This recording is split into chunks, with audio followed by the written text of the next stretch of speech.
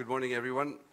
My name is Ivan Vejvoda. I'm a permanent fellow here at the Institute for Human Sciences in Vienna and one of the co-organizers of this meeting. It's wonderful to see a great turnout on this fresh, sunny morning here on the Ring of Vienna. And without further ado, because we're also running a bit late and we're on a tight schedule here, I'd like us to begin with the proceedings.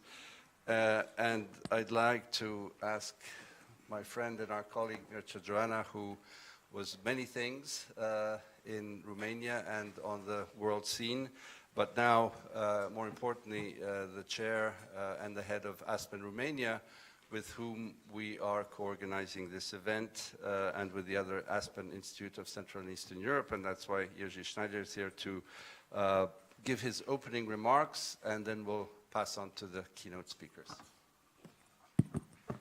Thank you, Ivan. Chairman Treichel, Minister Negrescu, dear ministers, dear Jerzy. I'm really thrilled to do this thing together in Vienna with our colleagues from Aspen Central Europe. The idea started when Sergiu Manea, the CEO of BCR, one of the pillars of the Aspen Institute in Romania, was visiting with the young leaders of Aspen Central Europe. He was invited to talk to the young crop, the generation next of Europe that all our Aspen family is very much into doing.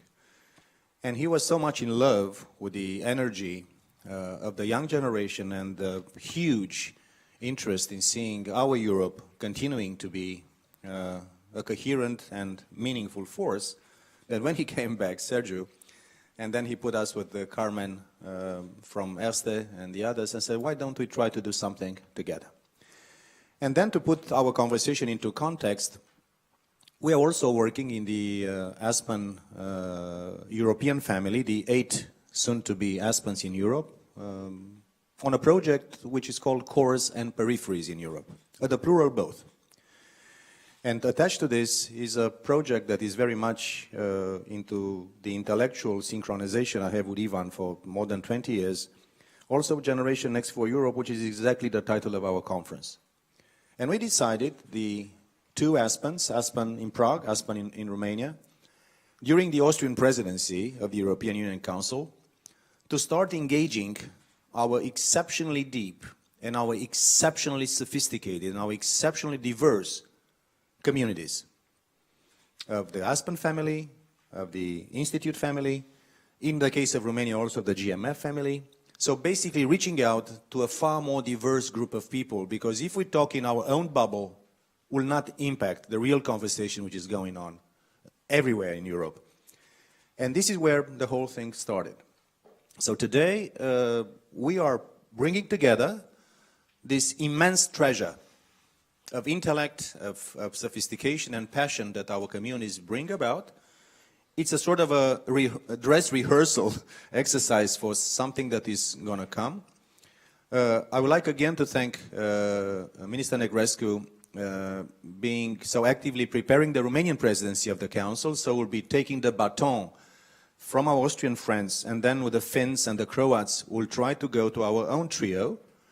And the Cores and Peripheries that I hope Chairman Treichel will be endorsing, as we discussed early on, will continue for the next 3 years.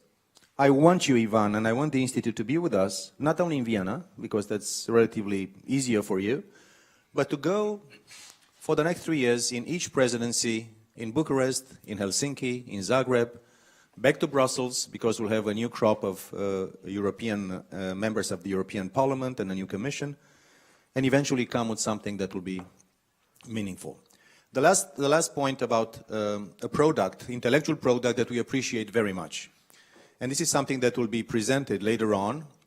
I do believe that the Legatum Institute work and the Prosperity Index is a remarkable intellectual and analytical piece that I encourage all of us to have a deeper look. This is not just a nicely, graphically smart brochure.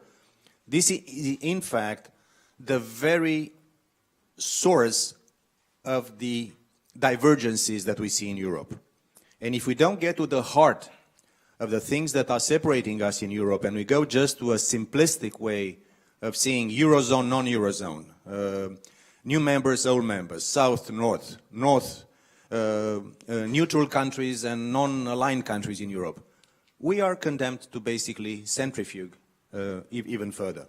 This is a beginning of intellectual work that we'd like to continue together, and together also with other, let's say, intellectual, analytical resources to build upon this thing. I'm very grateful that you took a piece of the big report on this occasion, and I think this is an exceptional contribution that the Erste Group, the Erste Foundation, and the Legatum Institute are bringing to our conference. Now, Jerzy, Master of Ceremonies, my friend, shoot. Thank you, Mircea. Good morning to everyone. I'll be brief. I very much echo what Mircea has said. This is a joint project, and thanks everyone who is taking part in it. I have to acknowledge Erste and Andreas Streichel foremost. 5 years ago, you put us together and we produced a report, a group of people, which was called Center Europe Fit for Future. And I don't think we have moved further, and it's needed more than ever. So thank you for your continuous support. You haven't given up on this, and we've brought an excellent group of people here. As Mircea has said, one of the impulses was at our Young Leaders Program, which is a flagship of Aspen Institutes. And we're bringing together people from various sectors, not just from the bubble of EU foreign policy thinking. And so that's what we try today, and that's what we keep trying in future, because the challenges are twofold.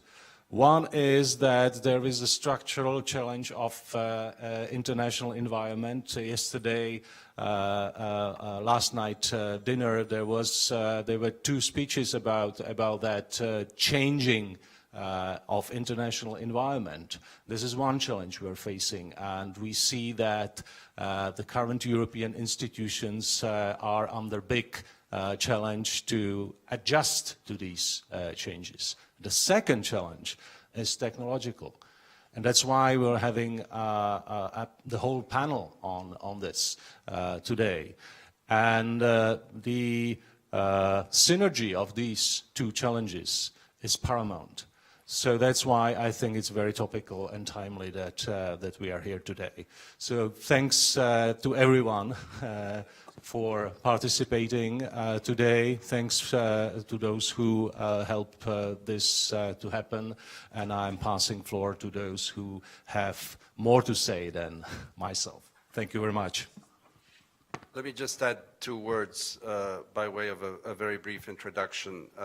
We're in the same boat here. The divides that Mircea mentioned of north-south and east-west are undermining the project that is Europe, and that keeps us afloat in this world which is full of challenges. And the fact that the Erste Foundation and the Institute, which I represent here, have created a strategic partnership on this project of Europe's futures evidently can only move forward significantly if we partner with others who are involved in the same kind of research, in the same kind of advocacy, to very simply put, save Europe.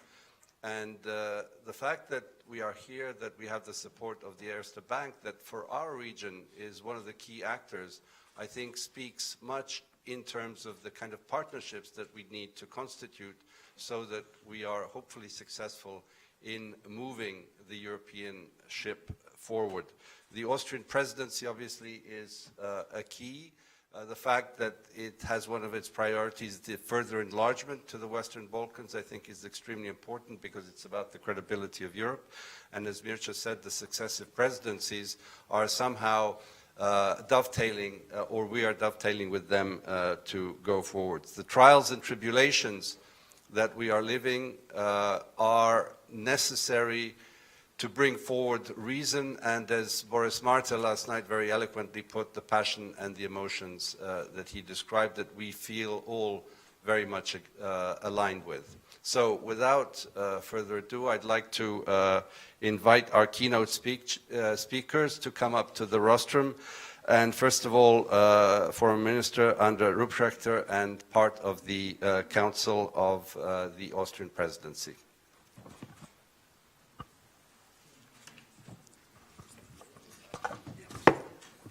Yes, good morning, Chairman.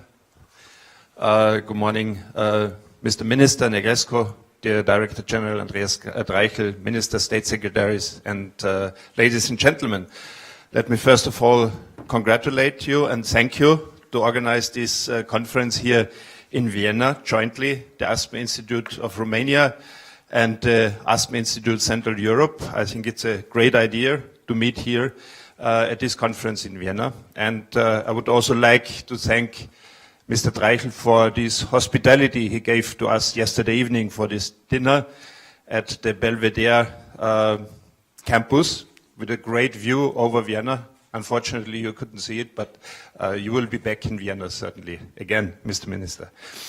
I'm very pleased to meet with you today, and you have also, as the already incoming presidency from next year on, important meetings today in the Federal Chancellery in order to also discuss about this handover procedure. It's only 3 months until Christmas, so we are looking forward to an intensive next 3 months, but also cooperating closely with you, with the next presidency and the next incoming trio presidency, as you mentioned already. Ladies and gentlemen, it's with great pleasure and my privilege to take part at this conference and share with you the Austrian presidency's views and actions on how to shape Europe's future. I'm very pleased that so many guests of honor from a variety of fields, as you mentioned, such as politics, business, not only the European bubble, businessmen, academics, beyond, are among us. I'm looking forward even more to the subsequent discussion, because that's what it is actually about. If we are really serious about bringing Europe closer to its citizens. Let me start by referring to President Juncker's recent State of the Union speech, where he called for a stronger, more assertive and united Union. Today, the Union is facing a full agenda concerning persistent public expectations regarding an effective migration policy, internal and external security, looming Brexit, a shifting transatlantic relationship combined with changes in the EU's geopolitical environment, the possible failure of multilateralism, the EU budget reform, and so on, only to name the most important challenges. All these have the potential to weaken the Union, as you mentioned also yesterday evening at your introductory speech, especially the times where unity and solidarity should be more than buzzwords. It is precisely at this point that the Austrian presidency wants to make a difference. At the end of the Austrian presidency, public confidence in the European Union, the mutual trust among member states and their confidence in the Union and the trust among the institutions have to grow again. In order to cope with these issues, rhetoric alone will not suffice. The Union needs results and action, which was certainly what Robert Schuman had in mind when he said that Europe would not be built at a stroke, but would be built upon concrete achievements. In order to achieve, or to say it with the Commission, to deliver, to use this language, the Austrian presidency has chosen subsidiarity as a guiding principle. We would like to use this concept in connection with the question in which areas we do require a stronger European Union and in which areas the member states at the various levels might very well make their own decisions better. The basic thought behind subsidiarity has been there since the early beginnings of the European community. But the last time when it was properly debated was under the last Austrian presidency in 2006. I believe that we could well take Brexit or migration issues as causes to resume the discussion about subsidiarity, since Too often we can hear that Brussels should pay more attention to the cultural concerns and anxieties of citizens and member states. To this end, the Austrian presidency will organize a high-level conference in Bregenz. Minister Negresco will participate there, as he just told me, in mid-November to foster the understanding and the concept of active subsidiarity.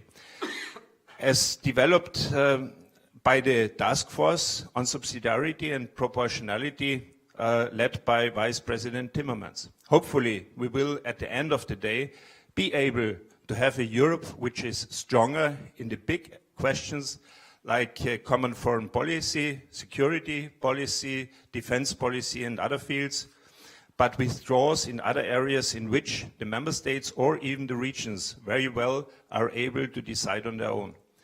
Moreover, subsidiarity has been identified as a key priority for the future of Europe. Dozens of so-called citizen dialogues which are currently organized all over Europe, confirm that proximity to citizens is key to restore confidence in the European Union. Now let me also come to the concrete actions and our approach. As said before, we do not only face multiple challenges, but we also observe cracks and even deep divisions between and within member states, which definitely undermine the Union's capacity to deliver. Therefore, the Austrian presidency wants to be a bridge builder who listens carefully to all opinions around the table before taking actions. We also focus on topics where we can work together so that our European Union can move forward. We have deliberately chosen as a theme of our presidency a Europe that protects, because our citizens do not only expect a safe and prosperous Europe, but they simply deserve it. So we concentrate on highly topical challenges where we are doing our utmost to secure peace, stability and prosperity in Europe. And we want to do that not only within, but also beyond our European borders. I would now like to elaborate on the most important topics driving the Austrian presidency. Firstly, security and fight against illegal migration. The protection of Europe's citizens must be our top priority, and therefore the control of our external borders are a must. The loss of control of the Union's external borders in 2015, which triggered also a massive loss of confidence in the EU, should never happen again. In this respect, the presidency welcomes President Juncker's announcement to beef up Frontex, namely up to 10,000 officers by 2020, and even more important, with the enhanced mandate to break the business model of the human traffickers. However, securing our external borders is not the only measure to tackle illegal migration. The real solution lies outside of Europe. That is where Europe must be stronger, more active in talking with the representatives of the states of origin and transit, fight against human traffickers and organized crime. Secondly, the Austrian presidency focuses on securing our prosperity. Digitalization, automation, and the so-called platform economy are changing fundamentally the world we live in. Only if we can succeed in staying pioneers in these areas and benefit from the opportunities that arise, the Union will continue to be a world leader. We must do everything to ensure that in the future the large internet companies are not only based in the United States or in China, but also in Europe. The European Union has optimal basic requirements, a sound and predictable legal system, excellent infrastructure, well-educated and skilled people, and most importantly, a single market with 500 million people. But now we must also create the right framework conditions to secure high-tech made in Europe in the future as well, and above all, to create a level playing field. And in this respect, we need a new fair deal for Europe, namely fair taxation and a new model to ask the digital business to contribute to greater equality and opportunities and fairer competition for European companies. Thirdly, alongside security and the fight against illegal migration, alongside securing our prosperity, we as a European Union should be more assertive as the global scene. Europe can no longer be a spectator or a mere commentator of international events. Europe must be an active player, an architect of tomorrow's world. EU must be a global player, not just only a global payer. This also includes being active in our neighborhood. A Europe that protects doesn't end at the European external borders. Only if we succeed in securing peace, security and stability in our neighboring countries, we will be able to guarantee long-term peace, security and stability in Europe. We have the choice between exporting stability or instead importing instability. A neighborhood which is very close to our hearts because of our common history and geographical proximity is, of course, Southeastern Europe. The European Union project can, in our eyes, only be considered complete once the Western Balkan states have also become part of our united Europe. These states deserve not only a European perspective, but rather they have earned themselves membership in the European Union. Finally, I would also like to highlight Austria's contribution to the debate about the future of the European Union, which will culminate at the informal summit in Sibiu in next May. The migration crisis sadly shows that the European Union is not a completed project, but there is a necessity to alter structures and to rearrange some matters by finding improved common solutions. It is also a chance to ask ourselves the question, where do we want to head with this union? In which areas may there be room for improvement? In this regard, the European Commission presented the white paper that outlines 5 possible avenues for the Union's future. And in light of these scenarios, the discussion on subsidiarity outlines one direction for reconciling the European project. According to our understanding, subsidiarity is an instrument to cooperation, not a brake on the integration process. Or to be more outspoken, this principle should not be used to dilute either the ongoing process of European integration or what integration has achieved already. It should be rather seen as a means to re-energize the European project by finding the right balance between efficiency-enhancing centralization and democracy-enhancing sovereignty. Let me finish by quoting Bono from U2, who quite rightly said, Europe is currently a thought, a vision that needs to become a feeling, an emotion. The Austrian presidency will definitely do its utmost to make it happen. Thank you very much for your attention. Thank you very much. I'd like to now invite Minister Victor Negrescu, Minister Delegate of European Affairs of the Romanian government.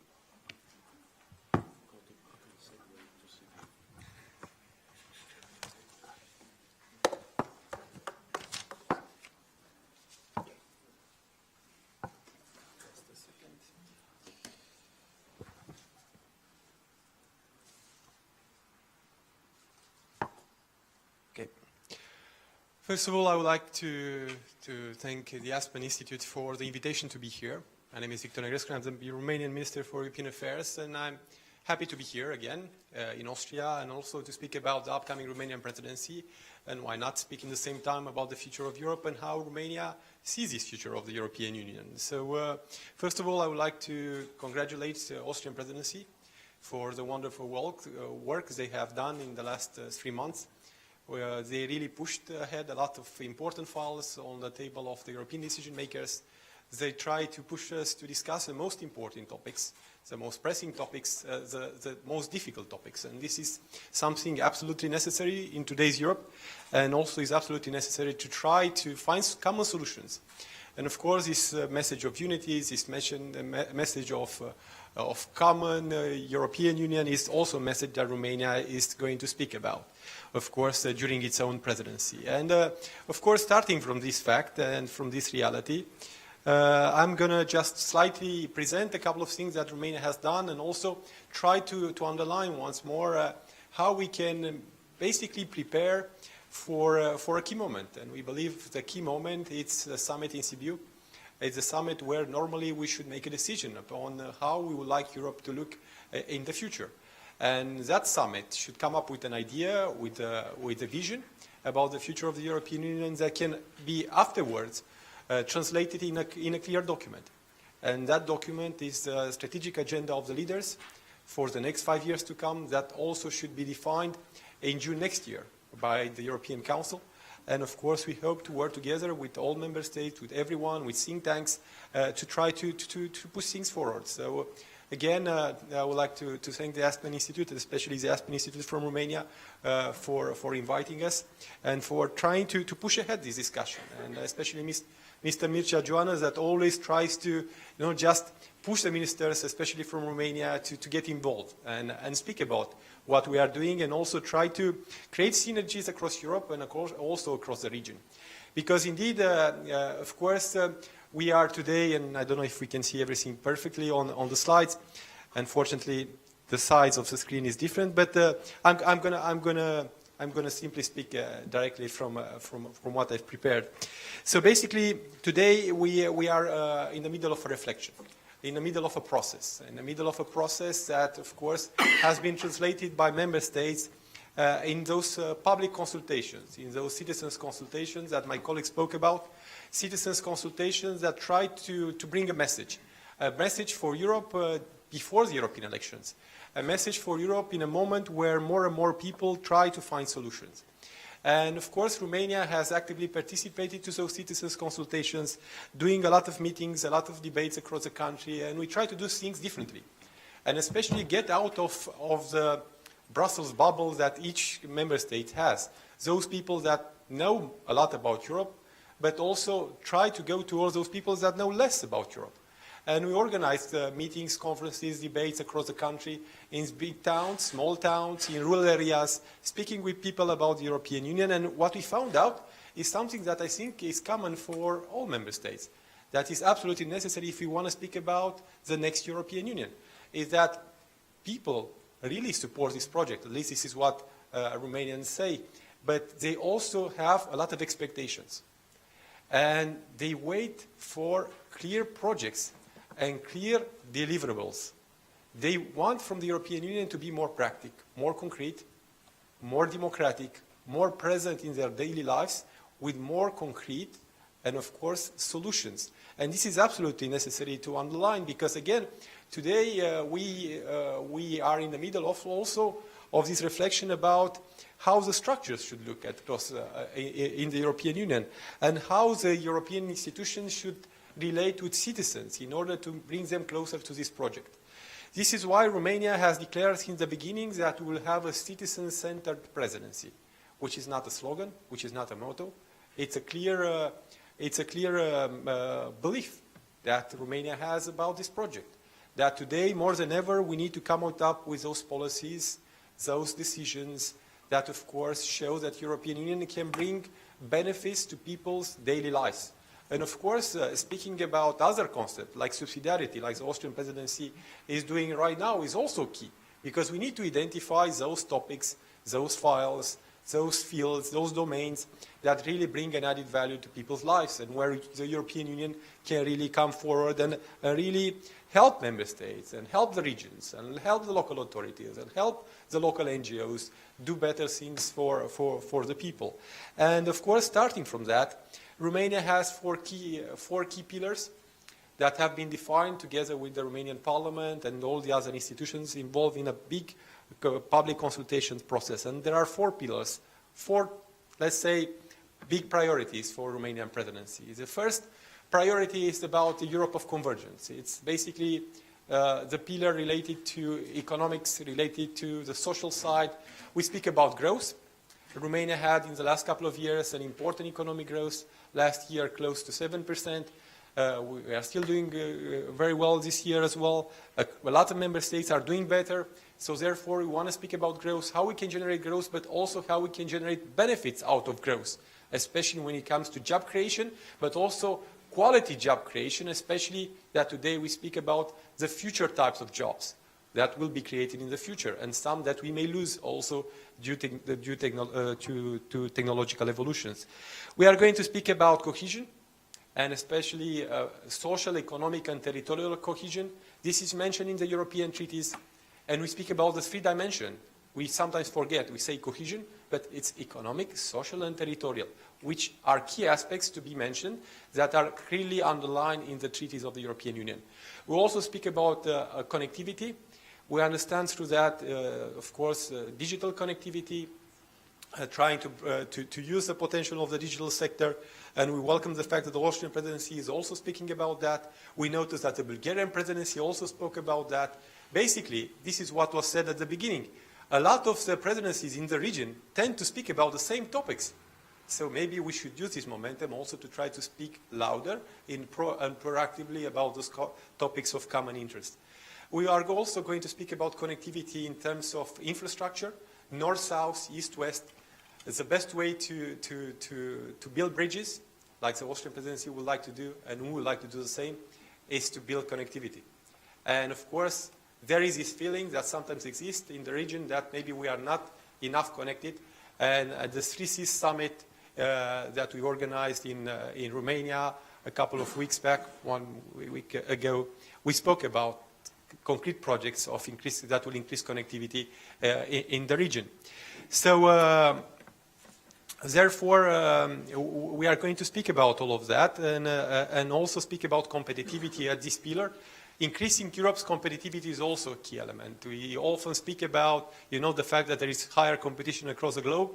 Yes, there is higher competition across the globe, but what do we do in order to, let's say, protect ourselves, but also in order to be proactively engage this competition in the world. The second pillar is about security, it's about safety, citizen safety, reforming the Schengen area, hopefully in the near future with Romania in the Schengen area. So we count on the Austrian presidency also to support this fact. And also speak about all the key topics that will reinforce the security of our citizens, and speak about Frontex, speak about other mechanisms that will improve this feeling of security, because it's not only about the reality, it's also about the feeling, and of course the feeling is also absolutely important. The third pillar is about Europe acting as a global actor, keeping up to its commitments, to its promises, acting in the Western Balkans, pushing for this let's say, European message in the region, and supporting the European path of the countries in the Western Balkans, but also speak about the Eastern Partnership.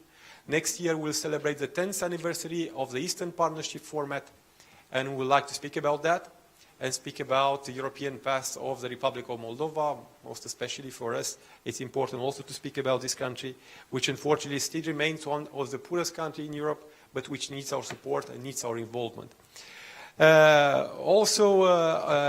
If we speak about those three elements, the fourth element, the fourth pillar, is also key. It's Europe of common values. So Romania would like to speak about this topic together with the member states. We are not here and will not like to give any lessons. It's not up to member states or to Romania to give lessons, but really to have a discussion. And I think more than ever we need such a discussion. And there are key elements mentioned in the treaties of the European Union. In Article 2, we have several of them. We speak about cohesion, by the way, as a common value. But we also speak about human dignity. Human dignity was mentioned in the European treaties in the beginning. It was mentioned in the speeches of the founding fathers, but we never defined it. And we would like to define what we mean by human dignity in Europe. Of course, by speaking about the social pillars, by speaking about the European semester, by speaking about what concretely happens in the European Union. So starting from all of that, of course, like you can see in my short intervention, we really believe that there is a common way forward. We really believe that we can build bridges. We really believe that our region and the presidencies from this region can bring an added value.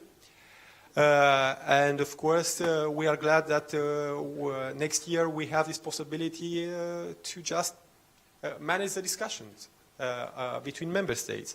So Romania's presidency is at a key moment. Of course, we have the summit. We have the next European elections that hopefully will shape in a positive way the future of the European Union. We have Brexit happening during our presidency, and we'll see how we'll deal with that. We also have the discussion about the multi-annual financial framework. That shouldn't be ignored, and here the Austrian presidency is doing a great job to just generate the discussion that we waited too much to happen. But we would like to really push forward this topic and try to push for concrete solutions on the next budget. If we want the future of the European Union, we need the budget for it, and we need the resources for it. So this is also a key aspect to be underlined. But of course, nothing can happen if we do not manage to involve our citizens all the way in this process. They have to feel that they are part of this process. They have to feel that they are European citizens. They have to have the feeling that they really count. They have to have the feeling that, of course, this future of the European Union is done for them. It's not done for decision makers. It's not done for the European institution. It's not done for the bureaucracy. Is being done for citizens. So hopefully we'll do as such. So this is why these debates are really important, and I welcome them. And I think we should do as many debates as possible, discuss as much as possible, because from these debates we can have concrete solutions, concrete ideas, and maybe find out what could be the next generation of Europeans. Thank you. Thank you very much, Minister Negrescu. And I'd like to ask Andreas Streichel now, CEO of Erste Bank, to take the floor.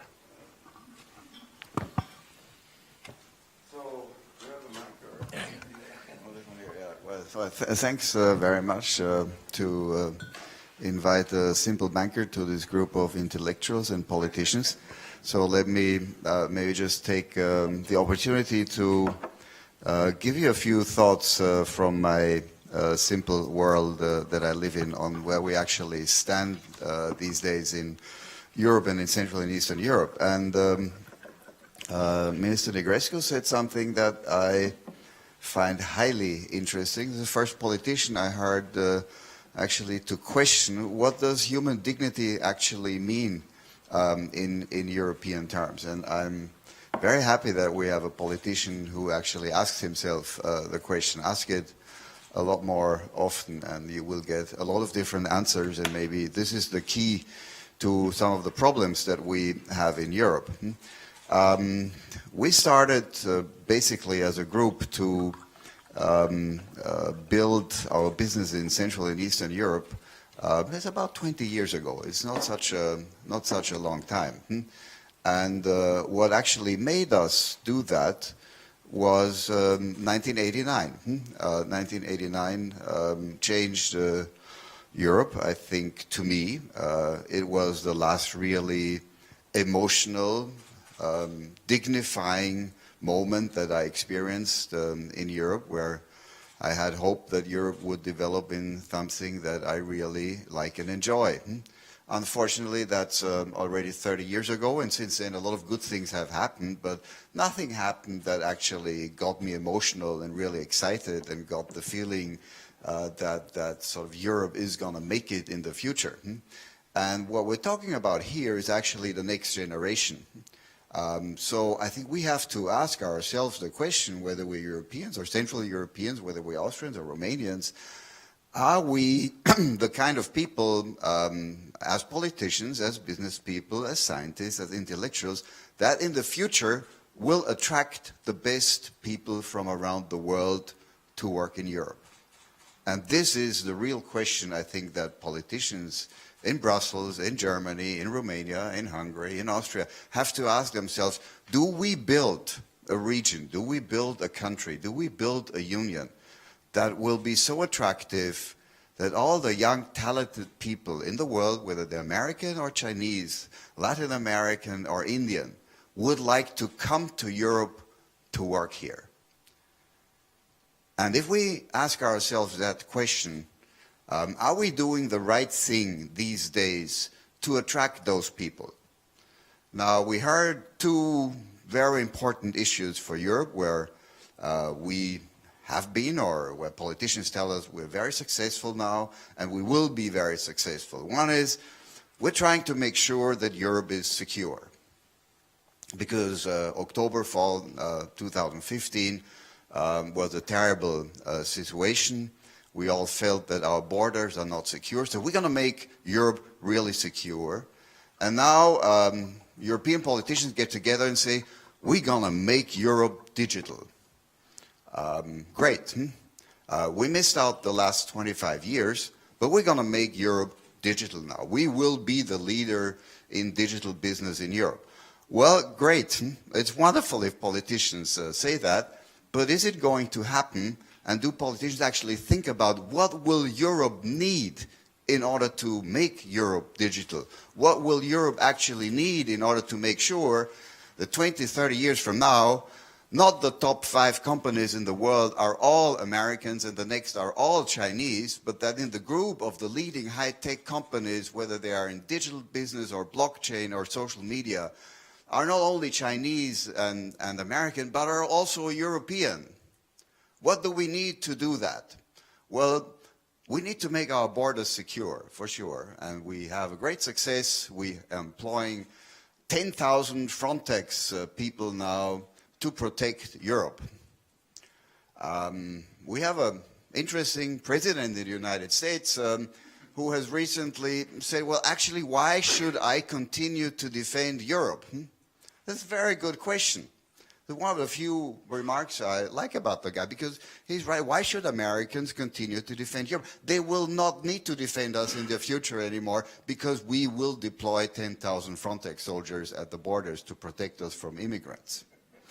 It's a great story on Europe. And we're hoping that we're making a big step forward relatively soon by maybe getting 1 or 2 of the Balkan states to become members of the European Union. We're all looking forward to it. If it actually happens, and it happens to be Serbia, we will again have a fence in the European Union between one country of the European Union and another country of the European Union. And when I refer back to 1989, to the huge emotions I had when the curtain came down, and the emotions I had 5 years later or 10 years later, and I still have them. If I have a Polish Porsche Cayenne passing me by on the motorway, if I have Hungarian Porsches passing me by on the motorway, and Slovaks Mercedes passing me by on the motorway, I say, great, they made it. They're part of us. And now, nearly 30 years later, I have to wait at the border from Austria to Germany because they're checking me. I had to wait from the border to Hungary to Austria because they're checking me. It's great progress that we made on that front. Is that the progress that we need in order to get the Americans, the Indians, and the Chinese to come to us and to work for us and with us? I'm not so 100% sure about that. So let's talk about the next real progress that we made on digitization. It's fantastic. We celebrated a couple of weeks ago the IPO of a Dutch company that is digital and that went to the market with 14 billion euros. It's an enormous success. In the United States, it wouldn't even appear in a paper because it's so small. But for Europe, that's a great sign for our progress. Now, if we look at Apple, which is in the meantime $1 billion market cap, and Facebook is bigger than the whole European digital industry. And I can name you another 5 US companies who are bigger than the whole European digital industry. And I can name you another 5 Chinese companies who are bigger than the whole European digital industry. And now we have European politicians say, we're going to move into digitization. Great. What the fuck do they know about digitization? Sorry to say that. And what do we actually need to move in that direction? We need good people and we need capital. We need human resources and we need financial resources. Now, do we have that? Do we have the capacity anywhere in Europe to build anything that comes even close to what you have in Silicon Valley? Do we have the venture capital in Europe that is building it? Do we have the capital markets to build it in Europe? No, we don't. We don't have it anywhere. We have two countries in Europe that sort of have a capital market culture. One is Switzerland, that has never been in the European Union, and the other is the UK, who is about to leave the European Union. And I look forward with great aspiration on Germany and France leading the development of a capital market for Europe. It's going to be great. So what does that mean for Central and Eastern Europe? This is, in my view, the last hope Europe has. If Central and Eastern Europe can make it, then Europe can make it. But what we need in Central and Eastern Europe is to foster the good things that we have and to put away with the bad things that we are about to embrace. Central and Eastern Europe cannot be strong alone. Central and Eastern Europe cannot be strong if Romanians do something different from the Czechs and if Poles do something different than the Slovaks do. Central and Eastern Europe, including Austria, and I allow myself to say that the only chance for Austria to become a prosperous country in the future, or to stay a prosperous country in the future, is to become part of a strong Central and Eastern Europe that shows Europe that there are a lot of good things going on in Europe, but there's one thing that's not good in Europe, and that is the belief that your life is your own risk. We have created a Europe in which most people believe it is the job of the state to take care of me, and it is my right to demand that the state takes care of me. And much of the problems that we have in migration is that image that Europe has, because people come here because they know they're being taken care of by the state. And if I talk to the people in my bank, I am so happy that although only being a Central and Eastern European bank, we have 350 Turkish nationals working for us. And it's an honor for us, because those Turks who really want to work don't come to Europe. They go to the United States, where they're really forced and where they have a chance to make it. I'm overdoing it a bit, but there is quite a bit about that in Europe. And Central and Eastern Europe is not there yet. Central and Eastern Europe has a big problem that the divide is getting bigger. Poverty has not been solved in Central and Eastern Europe. And poverty should not be solved in Central and Eastern Europe by the state taking care of it, but by the people of Central and Eastern Europe taking care of it and making sure that poverty goes away and that we develop a society that is better than the society we had 20 or 30 or 40 years ago. But what we need in Central and Eastern Europe is a clear picture of where do we actually want to be in the future? What do we want to represent? What is Europe representing? What is the DNA? What is the purpose of Europe? What makes Europe different from other places in the world? Is it that we are more equal? Is it that we are more caring? Is it that we are less capitalistic or whatever? What is it that makes Europe more attractive for young people to come than to go to the United States?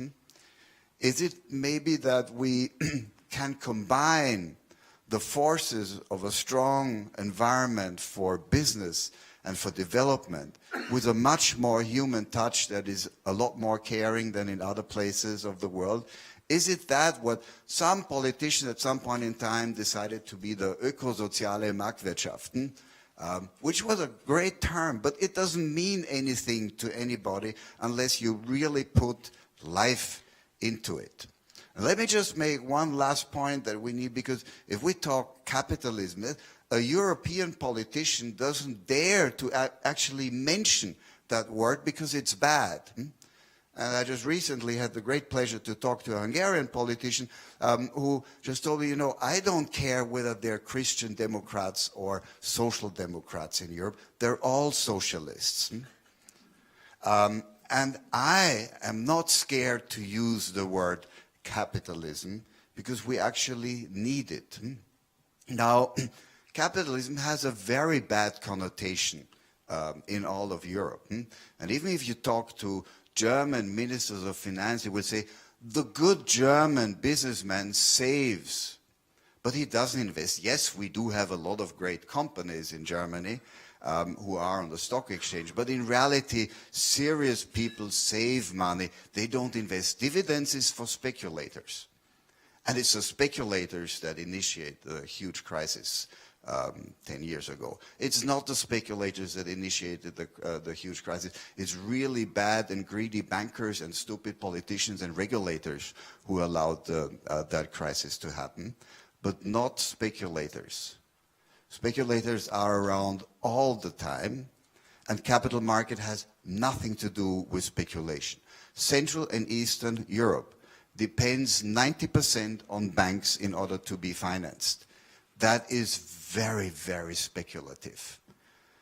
We are much too powerful in that region, and my job for the next 10 to 15 years will be to work on financial education, on making the people in Central and Eastern Europe aware of the fact that investing is a risk, but not investing is also a risk, and putting money in a savings book if you don't earn interest is a risk because you're losing, because inflation is taking away everything from you. We need investors, we need talent in Central and Eastern Europe, and if you want to get investors and talent into Central and Eastern Europe, you need ways of financing them. Silicon Valley has not happened because a lot of brilliant people wanted to move there. Silicon Valley has happened because financiers from all around the world gathered there and met the young people who built businesses. We need to build marketplaces in Central and Eastern Europe. And we have to get politicians aware of the fact that we need marketplaces in Central and Eastern Europe, and that is hugely important. And for that, we need a capital market culture in Central and Eastern Europe.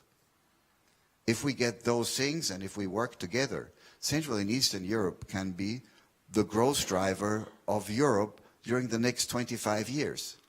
If you look back at the last 20 years, the only positive economic development that Europe had was Central and Eastern Europe. It's still growing at double the speed of the rest of Europe. But why? Because it's a net receiver of EU funds and because all the automotive industries are going into Central and Eastern Europe. But where will the automotive industry be in the future? Where would Central and Eastern Europe, including Austria, be if we wouldn't have the German automotive industry? And where's the German automotive industry going to be 25 years from now when all the batteries are being built in China, India, and Nevada? We need to get the digital guys into Central and Eastern Europe. We ain't gonna get them into Central and Europe by building fences, and we ain't gonna get the investors into Central and Eastern Europe by going for tax harmonization or social welfare. We get them if we create an environment that attracts young people from all around the world. And we still have a chance to do that. We're just going to work on it. Thank you.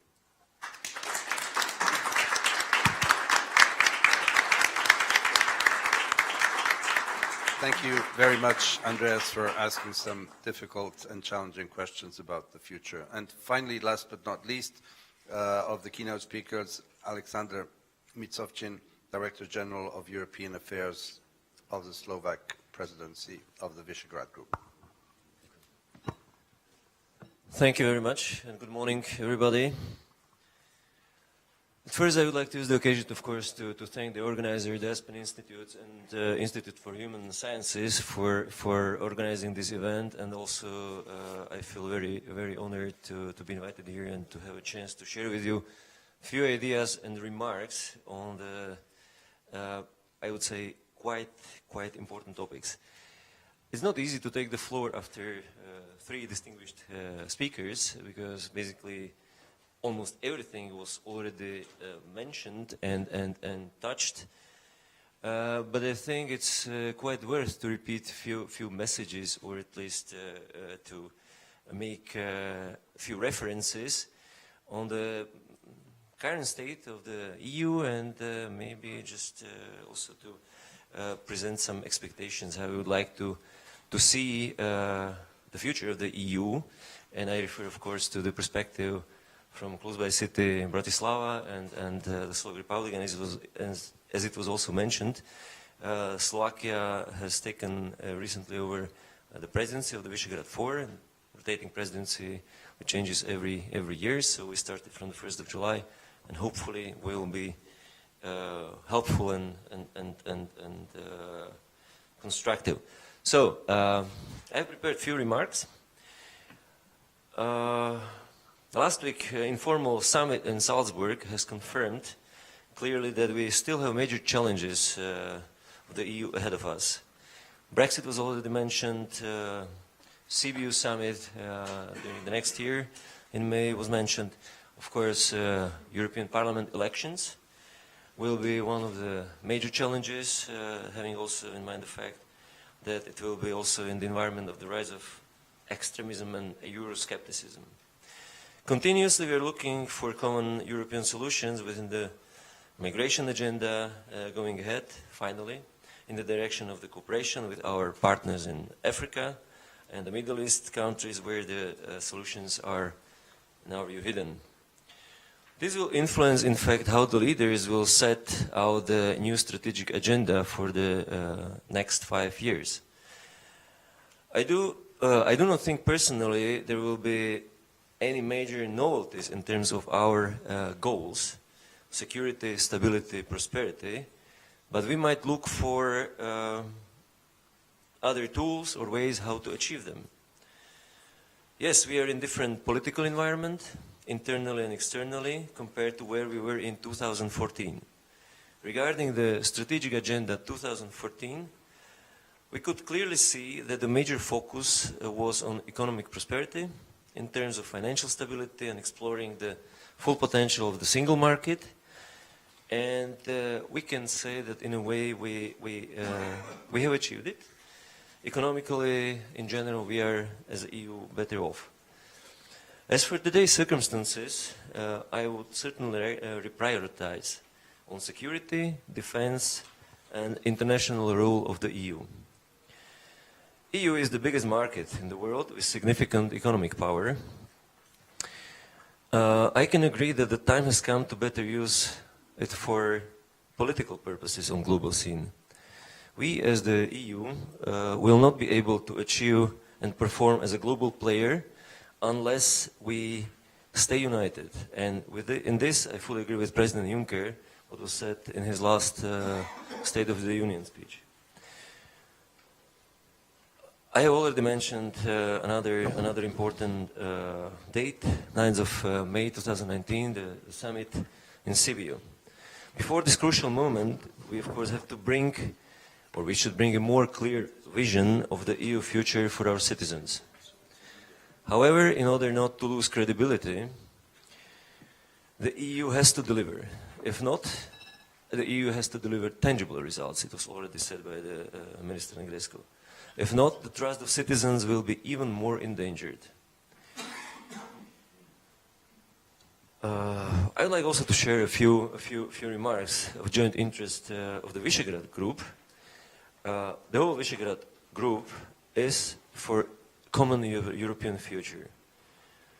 Visegrad 4 countries have become more visible political and economically. But Visegrad 4 as a region and its influence is definitely not in contradiction with the European Union itself or with other EU member countries. The summit in Salzburg confirmed that issues of migration have a broader dimension than compulsory quotas. And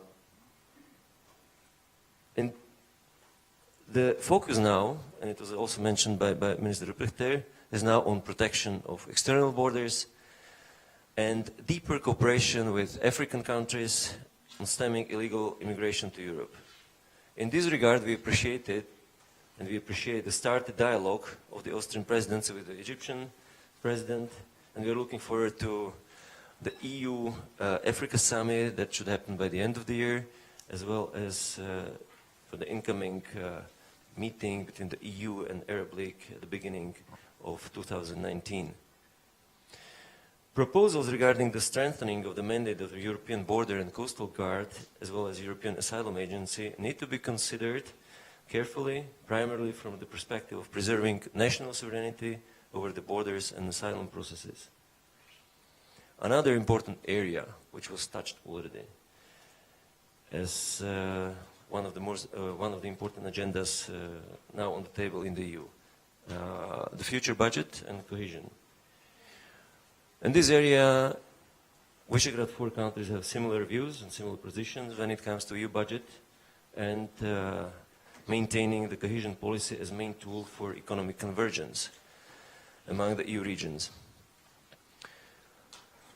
We considerable unfortunate and unacceptable any proposal to redirect European funds from our countries, from this region, to member states with higher per capita GDP, but slower degree of economic growth. Our goal is to ensure security and welfare of all the countries and citizens, and we need and we want to reach sufficient socio-economic convergence and cohesion in the EU in order to preserve political unity. So all in all, we can say that in the EU we have sufficient potential to defend our interests and national positions, to protect Schengen, to complete the single market, and of course to respect the 4 freedoms. As for the current challenges, I have mentioned already current challenges is Brexit, possibly in the future some new wave of migration, global security questions, cyber threats, trade war with the US, economic competition with China and Southeast Asia, and this all must be reflected also in the new strategic agenda as we see it. Having mentioned this, I may start also with most obvious one. The EU, in a perspective of several years, must become a relevant player in international relations and defense affairs. It is simply a condition of our dignity. In the era of digitalization and internet, it is also crucial to fight against disinformation, hoaxes, and extremist propaganda. So, all in all, in our view, the new strategic agenda should incorporate the following elements. Development of common foreign security, or further development of common foreign and security policy and defense policies, sustainable migration policy, restoring the Schengen, which requires full protection of the external borders and in order to keep internal borders without controls. Support of technological modernization with a priority focused on energy, biomedical sciences and digital agenda. Socio-economic cohesion and convergence as a factor of the EU internal stability. Completing the single market in terms of energy, capital and digital. Completing and strengthening of the Eurozone, including completion of banking union and financial union, transformation of the European Stability Mechanism to the European Monetary Fund, and of course a vision of the institutional reforms, for the moment with no treaty changes. I have mentioned institutional reforms, so a few remarks in this regard, or the institutional questions. We in Bratislava, of course, do not oppose discussion about any reforms, but changes and reforms should be in line with several principles. We prefer a communitarian model which protects interests of smaller member states. Any changes should be gradualist. Existing treaties must be applied in full, and solution must be done in the framework of them. EU must act in compliance with principles of proportionality, subsidiarity and balance. Any reform of the EU must preserve a division of powers on vertical and horizontal levels between individual EU institutions and between the EU and member states. An important precondition for any internal reforms and political sensitive decisions is a consensus of the European Council, which means leaders representing member states. We support a reduction of the amount of the numbers of the members of European Parliament, which resulted from the Brexit, or which result from the Brexit. all candidates for the EU leading positions, or top positions, including the President of the Commission, must be nominated or accepted by the European Council. The European Council cannot resign on its competence granted by the treaties. In the last Mr. Juncker's speech on 12th of September, there was a mention on QMV voting in CFSP area. Of course, we are ready to discuss it, but our point of view is that it is essential to adopt the key foreign policy positions by consensus, in order not to create another new division lines in the EU. And what was quite surprising that President Juncker has not mentioned in his speech on the State of the Union the current citizens' consultations in Europe, for which the Commission is responsible, in fact, and which we should consider as an important source of ideas and inputs into the guidelines for the future Commission. So, ladies and gentlemen, Slovakia is ready to be a very constructive partner in the Visegrad 4 that we chair now, but also at the same time, we want to be extremely constructive in the EU. We proved it during our presidency in the Council of the EU in the second half of 2016, and we are very much ready to maintain this approach. We think that we can together coordinate in the EU our positions and better exploit the whole potential, which can bring a significant contribution into discussion about the future of the EU, its strategical goals and internal reforms. Thank you very much for your attention. Thank you very much, and thank you to all our 4 keynote speakers. And without missing a beat, we'll go straight on to the next part of our program. And I'd like to ask James Sproul of the Legatum Institute to come and do a presentation of the report that Mircea Joana already mentioned in his introduction.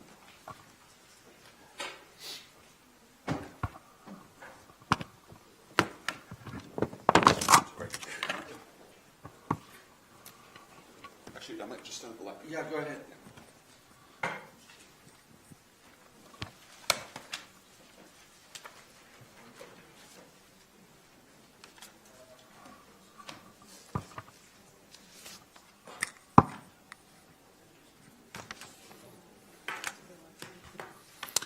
Well, good morning, ladies and gentlemen.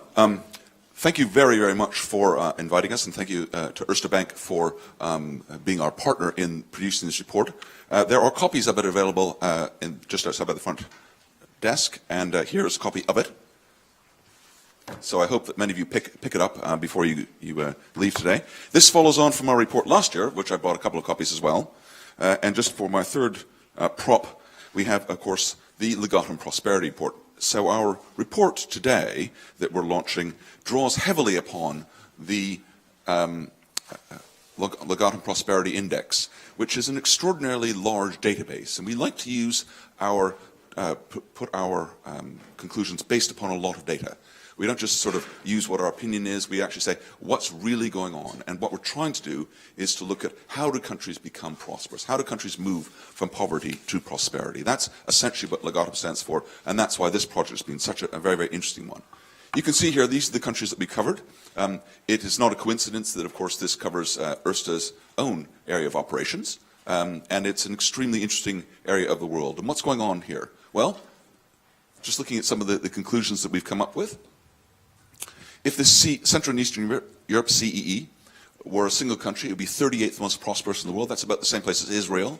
For those of you who follow what's going on with things like entrepreneurship, Israel is a very, very good place to compare yourselves, and we hope that more of that sort of thing will come through, and we'll be talking about that in a minute. The demographic decline, and it's not just demographics, it's also, of course, migration, which is a big, big issue, not just the sort of things that people have been talking about now, but where do young people, and Andreas is bringing out that issue out a lot. Where do young people want to work? Where do they want to start their lives, create their careers? We've seen 3 different zones of prosperity, and we'll come on to that again as well. We have to look beyond the existing partners and technologies, and again, Andreas touched upon that, and we'll touch upon that in just a moment. and the digital information age, which you've heard a lot about, but we need to hear about it a lot more. So let's just dive in very quickly. I know that we haven't got an enormous amount of time. I adore large graphs, large pages of numbers, because I know that everybody in the audience completely turns off instantly upon seeing these things. So I'm going to go through it very, very quickly. What you can see here, the things to really focus on, the Central and Eastern European countries are clearly the ones boxed in red. And you'll see already that the best countries in Central and Eastern Europe are already ahead of those in Western Europe. So Greece clearly has fallen a long way, but already Italy and Portugal, which each have significant problems. We've already seen Slovenia going ahead, and most of Central and Eastern Europe going ahead of them as well. I think this is absolutely key. What we're seeing is countries that can get their act together, that can get good at entrepreneurship, good degrees of creativity, good institutions, they're getting rewarded. Now, there's a big problem there. I mean, we've seen, for instance, in a country like Estonia, where the per capita income has gone from $2,000 to $18,000 in one generation. That's the sort of growth that you didn't see anywhere outside places like Hong Kong. And yet it's here in Central and Eastern Europe. But not enough people appreciate just how much growth there has been.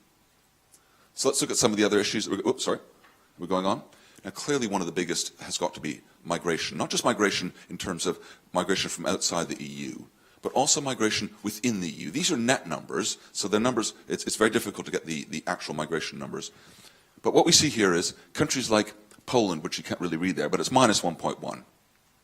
Poland has seen a lot of Poles going to work at other parts of the EU, whether it be Britain or Germany, Sweden, places like that. But also, of course, a lot of Ukrainians have come into Poland. So even given the Ukrainian immigration, you've still got a net number of people draining away. How can any country prosper if its youngest, best, and brightest, the people with all the get up and go, get up and go? That is an enormous problem. How do you make these countries an attractive place to work, to forge your career? That's one of the big challenges that we've identified in this report. And I think there are some solutions, but I don't think any of them are particularly easy. We also have broken the EU, the Central and Eastern European, down. When I started looking at this, it became very apparent to me very quickly that Central and Eastern Europe was not one country. It was not one zone. There were different parts and different histories and different reasons why countries arrived at different places. But quickly we divided into 3 different zones. We have what we call the entrepreneurial sea at the top. Clearly the 3 Baltic nations, but also parts of Poland, parts of Eastern Germany, have become extremely good at entrepreneurialism. For those who don't believe Europe can be entrepreneurial, I would say, look north, because you clearly can be. And even when a giant world company like Nokia falls on hard times, what you see is it leaves behind an industry, a people, skill set that benefit those countries in the longer term. So that's a really, really good story coming through. And then we have the industrial hinterlands, those parts, as the speakers previously were just hinting at, those parts in which very, very dependent upon the German car industry. Now, looking back 30 years ago, where Eastern Europe was then, to bet on the European car industry was an extremely good thing. You see the amount of prosperity that's brought in to countries in this region is absolutely phenomenal. But again, as Andreas was saying, are we prepared? Is Europe prepared? Is the German car industry prepared for the next level of competition globally? Do they have the electric cars? Do they have the autonomous cars? And when and if those companies do start to develop those, are they going to put their new factories in Slovakia in the way they've done before? Looking at a country like Slovakia, we know that 38 of the top 40 companies in that country are foreign. That's fine, but it does leave you very, very vulnerable to other people's deciding to use you as a home rather than being able to self-generate. And finally, let's look down at the Southeastern Food Hub. Southeastern Europe has the ability to be the agricultural basket for much of Europe. This is an enormous opportunity. But right now, we need to go through a period of consolidation. One of the things that came out in the European Commission report just a few weeks ago was that 1/3 of all of the farms in the European Union are in Romania. That, ladies and gentlemen, says there's a lot of very small, very inefficient farms in that region of the world. Consolidating those to be much more efficient, to give us the sorts of things that prosperity for Romanian farmers that could happen, is going to be one of the things we have to do over the next generation. So looking first at the industrial hinterlands, this is the global car industry. You can see Germany, this is exports of cars. Clearly Germany does extraordinarily well. Central and Eastern Europe has 8.6% of all car exports. That's amazing. Just 30 years ago, nobody wanted a Central and Eastern European car at all. The only way that people bought them was that they had no choice whatsoever. Today, people demand European cars from all over the world, and this doesn't even count those people who make parts and bring them into Europe. But as I said a moment ago, one of the challenges is, where do we go from here? We have the facing the challenge of the next big leap in car technology, the next big leap in industrial technology. Otherwise, we will see Central and Eastern European cars going the same way as white goods, which for a number of years were built, but now have moved largely to China because they're lower value added and not as technically advanced. Entrepreneurialism. Entrepreneurialism is something I'm extremely keen on, and we talked a little bit about, the previous speakers talked a little bit about the amount of foreign direct investment. You can see the foreign direct investment there on the left, and you can see huge amounts of it are coming in to Central and Eastern Europe. But to pretend that this is going to be enough simply completely underestimates the size of the challenge. We need to start to be much, much more entrepreneurial in all of Europe. And you can see here on the right-hand side, this comes from the Global Entrepreneurship Monitor. It's the percentage of people who are working in a company of less than 3 years old, which is generally considered what an entrepreneurial startup is. And you can see Estonia, Latvia, Lithuania, they do very, very well. But you can also see, and I've colored the European countries blue here, Europe dominates the bottom third. Europe is the least entrepreneurial part of the world, particularly, it has to be said, the sort of parts of Central Europe. Some of the least entrepreneurial countries in the world, Italy, Spain, Portugal, places like that. This is not a good thing to be. The one, by the way, on the very far right is Russia, and I don't suppose that's a surprise to anybody. You wouldn't probably move to Russia in order to start a job. In fact, if you're Russian and wanted to be an entrepreneur, you'd probably move somewhere else, which is what explains why they don't have much of that. But anyway, here we have an enormous challenge to us. I firmly believe Europeans can make it, but I firmly believe there's a lot of challenges to how do you form the sorts of economy, the sorts of society that becomes much more entrepreneurial. One of the big challenges here, and one of the solutions to all of that, is to say, and Andreas was touching upon it, how do we get a capital markets union? It's one of the reasons that I believe a really close relationship between the United Kingdom, even in a post-Brexit world, and Europe needs to be very close, because it is going to be the capital market. But a lot of companies themselves need to undergo an enormous change. And what we've seen over the years is companies do that. And I've just highlighted a few here. IBM, which of course is originally American, very, very large, very global company, it used to build a lot of computers. It doesn't build any anymore. Now it is completely an IT services and management consultancy. It's managed to transition itself completely away from what it did to a new thing because it saw more opportunities. It used its existing balance sheet, its existing ability to go and get finance from bankers to change itself. That is an extremely interesting path. And it's been followed by other companies as well. Nokia, which I referred to a moment ago, started out, of course, as a timber company, and they made rubber boots. How do you get from that to telecoms? I'm not just sure. But Nokia for a long time was a great success and did leave in its legacy an enormous industry in the northern part of Europe, which is fantastic. Other companies need to do that.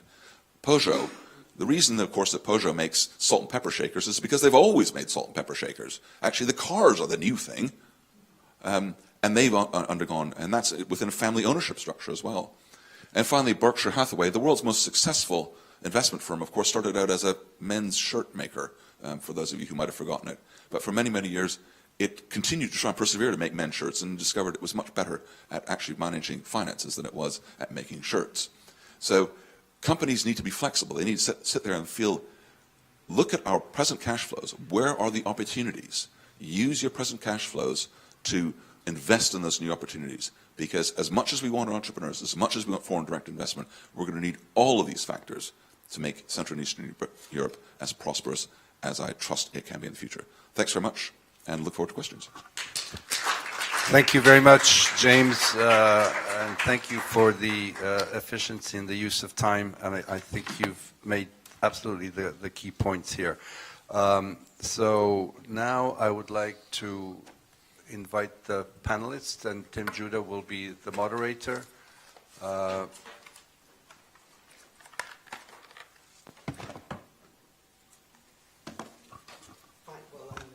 Thank you. Stay there. I think we're going to go straight to our panel, and then then they will make their presentations, and then there will be questions for you as well, of course. Okay. So Great. Well, thank you very much to everybody, and let's get going. And thank you very much, James. That's really fascinating, and I do urge you to read it as I've done, and you can get the copies outside. Mircea Joana said right at the very beginning that a lot of the information that's embedded in this report actually explains a lot of the politics, the problems and the opportunities, perhaps, for the future of Europe and how Europe is today. But I'm not going to talk about that. I'm just here as the moderator today, and I'm going to welcome my panelists. And first of all, I'm going to ask Rosa Balfour, who is my colleague at IWM, where we are part of a group of fellows at Ivan Vejvoda's Europe's Futures Project, which is under the IWM hat and backed by the Erste Foundation. And the day job, your day job, is at the German Marshall Fund in Brussels. But okay, over to you. I think you're going to talk a little bit about the political Europe rather than the economic Europe, but perhaps the two things are linked. But over to you. Thank you very much, Tim. And thank you for having me here. But I think I do have the cue, because what I didn't see in the presentation is a discussion of the business environment that would favour investment, entrepreneurship. And I think one key element to embrace the technological revolution is actually the rule of law. Rule of law, an environment which supports innovation, which is also innovation of ideas, an environment which supports freedom. And I think that's where the picture is a little bit confused, shall we say, in Central and Eastern Europe, and where countries are actually, some countries are actually seem to be going in a different direction. And the reason I mention this is because even though at this present moment we are grappling with renationalization drives, the rise of a liberal democracy in certain countries, populist forces coming to government which are trying to row back on certain political directions that the European Union has taken. But I do think that even if we'll be going through a period of uncertainty, down the road at some point the key political question about the future of Europe will be: to what extent do member states agree to share and pool their sovereignty a little bit more to manage the major transnational challenges that Europe faces? And I think, leaving aside, what is happening with respect to Poland, what is happening with respect to Hungary, this actually will be the key question. It will be the key question for the future of the EU. It'll be the key question for the future of Southeastern Europe, because there are candidate countries that want to join the European Union, where still the consolidation of democracy is undergoing challenges, shall we say. But ultimately, this will be probably the major, or at least one of the major issues that the European Union will have to confront. I think many of the issues that have been mentioned earlier by previous speakers about immigration, about cultural differences and approaches to otherness, etc., actually can be interpreted through the framework of the degree to which the European project as a whole is focusing on democratic consolidation and sharing common challenges. The question is making sure that you have local, national and EU institutions that have the legitimacy, the accountability, transparency to make decisions, and that decision-making is more deliberative, more inclusive, more participative. And that's where the rule of law question acquires a broader meaning than the specifics of the measures that are being put forward today with respect to Poland and Hungary.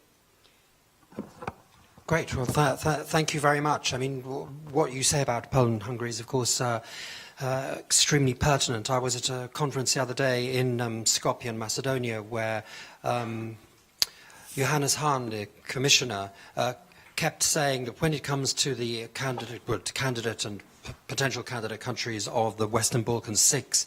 He said everything, we've got to make sure that before accession, everything has to be irreversible.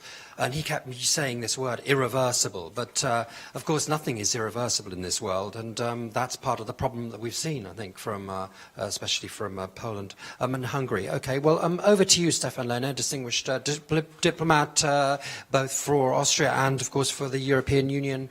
Now, again, like Rosa, a colleague at the Europe's Futures project of IWM, and a fellow of Carnegie Europe. So over to you. How does it look from your end? Thank you very much, Tim. Some speakers have already referred to the Sibiu summit during the Romanian presidency, and in our paper for this conference it says we need to provide fresh ideas to the coming European summit in Sibiu, which will play a key role in shaping the EU for the decades to come. Yes, well, maybe not. Because if you, there's a lot of talk of reform, of course, but at the same time, if you look at the main building sites, migration, monetary union, there's not really very much happening. So I will use my 5 minutes to talk about 5 paradoxes of the reform process. And the first one is that there is a lot of rhetoric about relaunch, renewal, etc., but there is a fundamental sort of defensive conservative undertone in the whole reform debate. And I was reminded of Prince Tancredi in The Leopard, the famous book by Lampedusa, who said, well, if we want to keep things as they are, things will have to change. I think this is the basic attitude of European leaders. There have been huge setbacks, Brexit, the migration crisis, the economic crisis. There are the rightist populist forces that are on the offensive, so there's a lot of sense of insecurity. And therefore, ultimately, not a huge confidence in sort of moving forward, but rather an emphasis on protecting what has been achieved over the last decades. The second paradox is that the driving force is, of course, the discontent in the population. That was from the beginning, the recognition things have to be changed to build new acceptance for the European Union. But this lack of acceptance is precisely the biggest obstacle to reform, because if you want serious reform, you have to have unity in the European Council. Now you have 3 governments in the hand of populist forces that basically are not interested in the success of the European Union as it is at the moment. And or even beyond these 3 countries, the views of the leaderships has become more diverse, more heterogeneous, and the common ground has shrunk dramatically, which makes it extremely difficult to agree on a reform process. Significant reforms require treaty change. I think nobody is ready to face 5, 6, 7 referenda in Europe. In a way, the medicine reform could be more dangerous than the disease. And therefore, there is from the beginning, you tried to drive this reform car forward, but the handbrake is actually pulled up because nobody wants to face this big risk. The third paradox refers to the role of the public in all that. I think significant politicians, particularly Emmanuel Macron, has said, well, if the discontent of the people is the root of the problem, the public has to be involved in framing the reform process. And he launched this idea of public conventions that have happened in a number of countries. The Commission also had its own process of consultation. But at the same time, in my mind, the political leadership has no interest whatsoever to abandon the top-down approach that they have done over the previous decades. Just one blatant example is the Meseberg Declaration of last June, which had the ambition of sort of framing the basis of the reform for the future. This was done on the basis of intensive German-French consultations with some input from the Commission, but exactly 0 input from the public. So if this is happening, then the whole public outreach becomes a public relations exercise and could be actually counterproductive in terms of building support for the EU. The fourth paradox lies in the fact that while the reform debate is sort of moving forward or not moving forward, there's an actual one process underway, which is hugely significant for the EU's work in the future, and that's the work on the multi-annual financial framework. This will set basically how much Europe there will be in financial terms. It will also set the priorities. The Commission has proposed significant innovations, much more money for border control, for migration, for research, for defense, much less money for cohesion, cuts also in agriculture. So this is the real reform process. And the difference from the official reform process is that's actually going to happen, because for the sheer fact that there needs to be a financial package at the latest at the beginning of the year 2020 if the EU wants to continue to function. And there's sufficient interest around and sufficient deal-making possibility within this comprehensive framework to actually get a deal.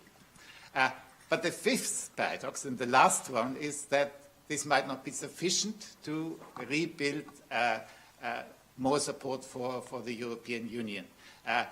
It's quite possible that under the current circumstances, we just need this. The only thing that we can do is this incremental, step-by-step process on, using some levers and moving on some of the issues step by step. But you have to keep in mind that the next European Parliament elections will see a massive onslaught by rightist populist forces across Europe.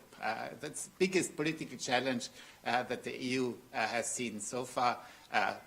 Mr. Salvini said this is going to be the referendum on the future of Europe. Mr. Orban has said that people will speak and everything will change, and the current elites were going to be swept away. Madame Le Pen has said something very similar. So I think if the supporters of Europe have only, more muddling through to offer, that's not going to be enough. So I think this is more than just the responsibility of the Austrian and the Romanian presidency. It's sort of a Europe-wide responsibility to launch, before these elections, a really much broader debate about the major options for the future of Europe. This will not lead to reforms immediately, because I think the conditions are not there. But the debate is necessary, basically, to really involve the public in a stronger understanding of what Europe is going to be about. Thank you. Great. Well, thank you very much. Lots of food for thought there. Okay, Maria Skora, you're the Senior Project Manager for the Progressives Zentrum Berlin. Yes. Perhaps you could just tell us, just for those who don't know, just what is it? What does it do? And then give us your talk. Good morning. It's still morning. My name is Maria Skora, and I work in Berlin in a think tank called Das Progressive Zentrum. And we have three focal points in our work: future of democracy, European integration and foreign relations, and structural change and innovation. And, I work in Germany, in Berlin, but I'm Polish by origin and by passport, which can be relevant soon. And, thank you for having me here. Okay, well, the floor is mine. Yeah. Okay, great. Not to waste too much time. Well, preparing for this conference, for this panel discussion, which the topic of which is the future of Europe, I obviously thought about the challenges that Europe will face or is facing and has to overcome in order to have a prosperous future. And to do that, I set on a time journey and thought of the last decade of the European history, of the history of the European Union. Historical materialism, it's called, I believe. First, analyzing the past to think about the future. But, and I came to the conclusion that the last decade was, I wouldn't like to be overdramatic and call it a decade of polycrisis, but quite a few crises happened. And starting with 10 years ago, the economic crisis hit the United States, then 2009. Eurozone debt crisis hit Southern European countries as well as Ireland. since they were not able to cope with the situation themselves, the European Union undertook measures such as stabilization mechanisms, such as bailouts. Austerity policies were also in play in these countries. However, what the economic crisis taught us was not only, or what the economic crisis left Europe with, was not only recession and unemployment and economic consequences. It also showed a division, north-south division, but also showed the discrepancies about thinking how to tackle economic crises. Should it be financial discipline or rather solidarity?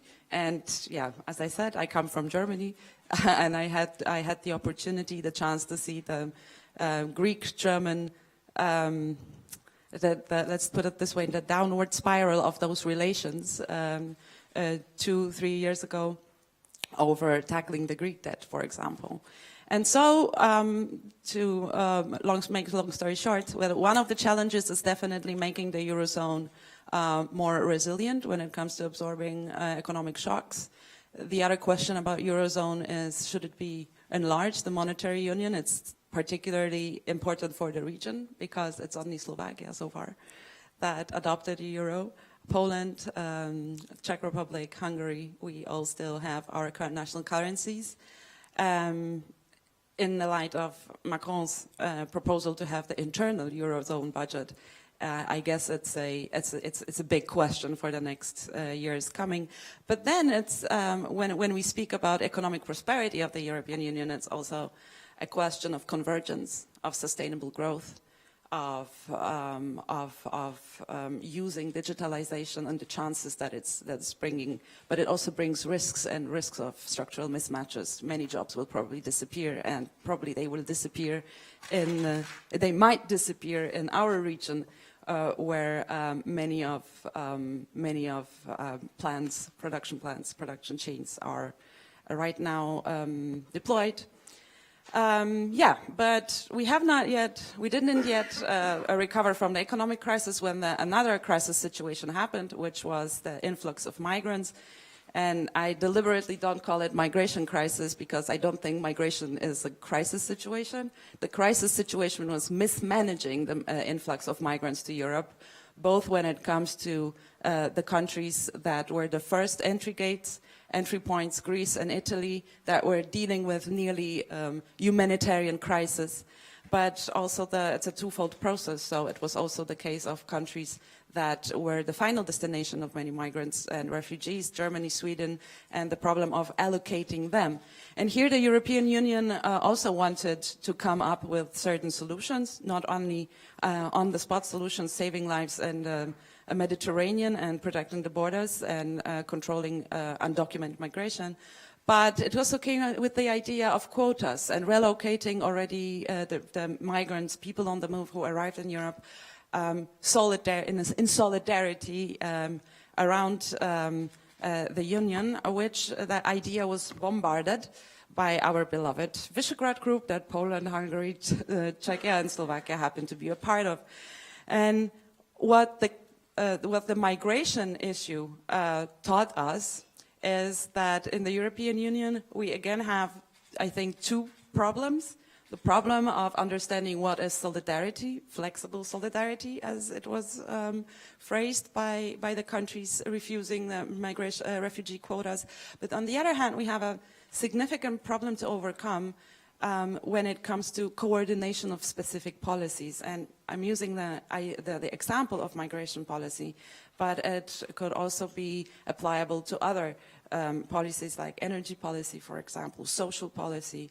The question is how much coordination we need here, we want here, and how much, what is the readiness of certain states to give up the sovereignty, you, Rosa, already mentioned this, give up sovereignty in exchange for the European Union to be more effective in tackling certain problems, because we live in a globalized world, and member states or national countries are less and less capable of solving the existing challenges and problems. And then Last but not least, that brings me to the third challenge I thought of, most recent one, that the EU is going through, and that's the crisis of its integration. And symbolically, I'll start with the Brexit referendum, so an unprecedented decision of a country leaving, and then the triggering Article 7 first against Poland in December 2017, and just a few weeks ago against Hungary.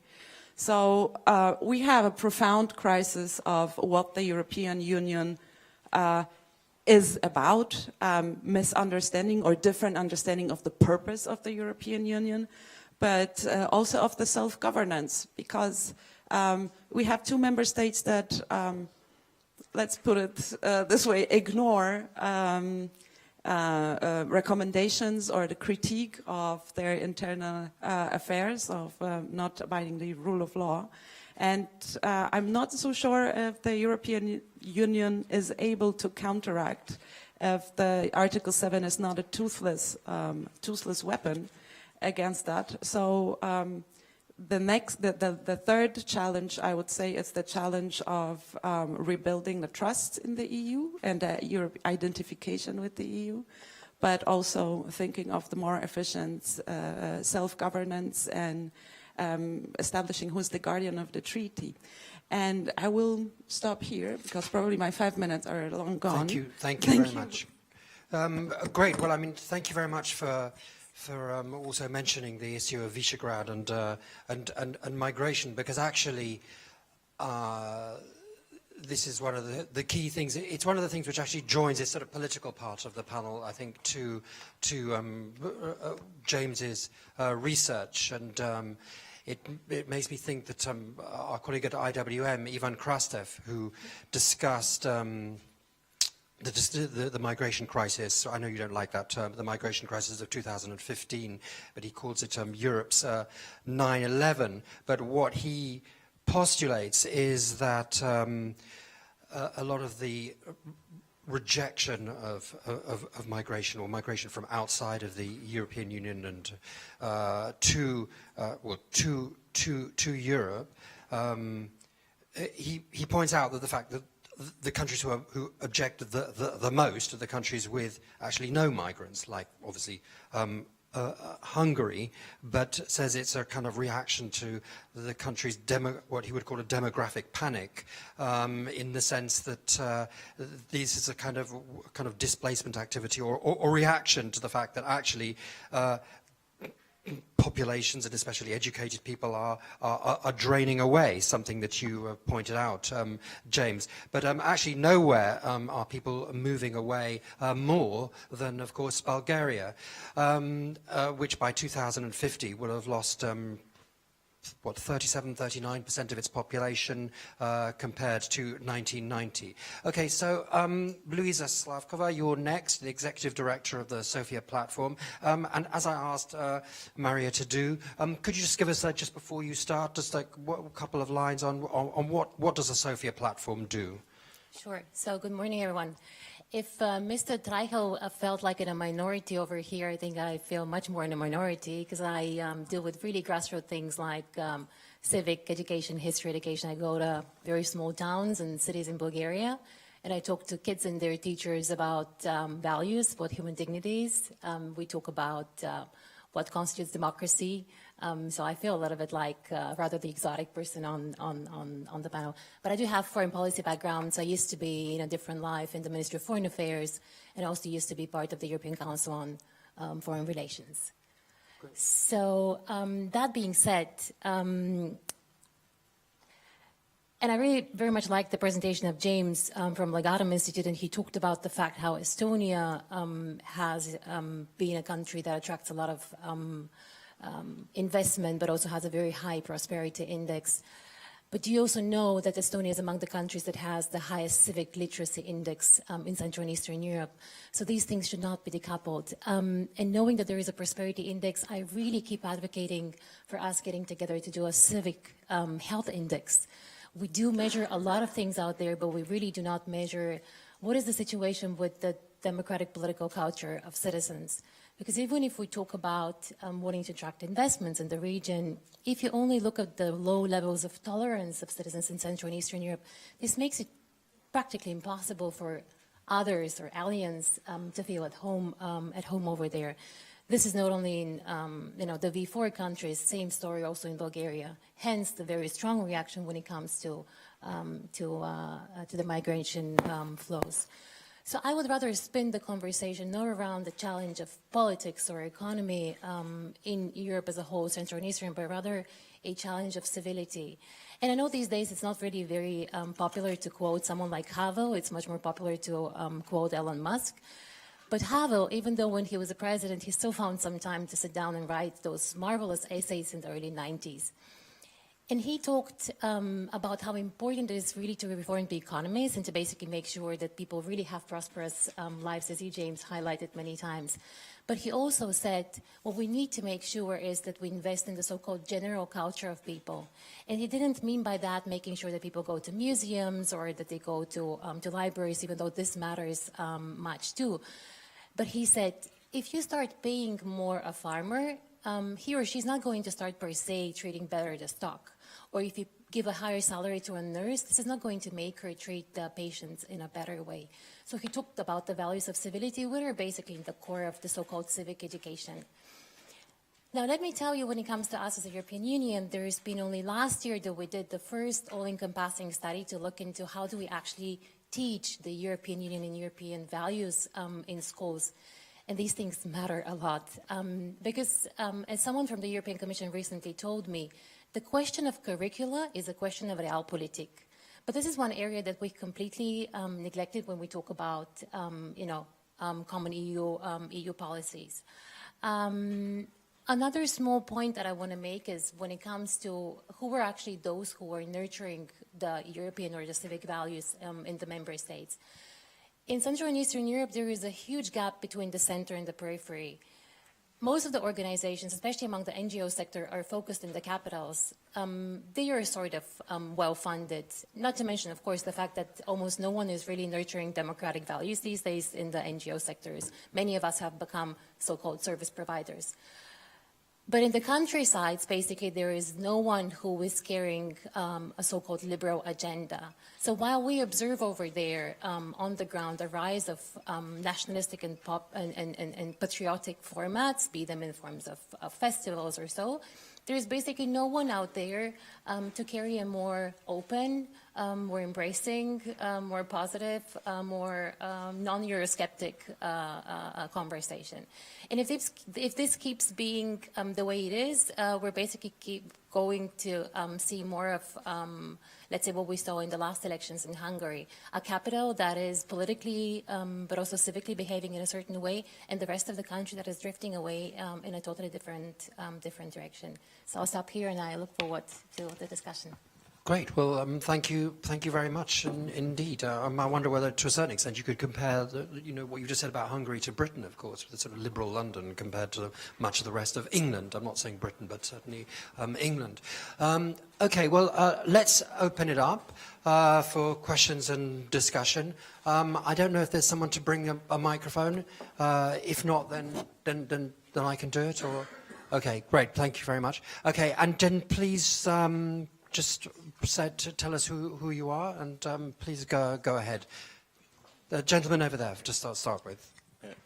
Jiří Schneider, Aspen Institute, Central Europe. I have a question to James. It's related to we've just heard, and it's also related to what Andreas was saying. In the last year's study of Legatum, there was one element which is missing in this one, and this was social capital, because you've identified last year that there's a huge gap or downturn, a lack of social capital in all the countries. This year it's missing, it's more positive.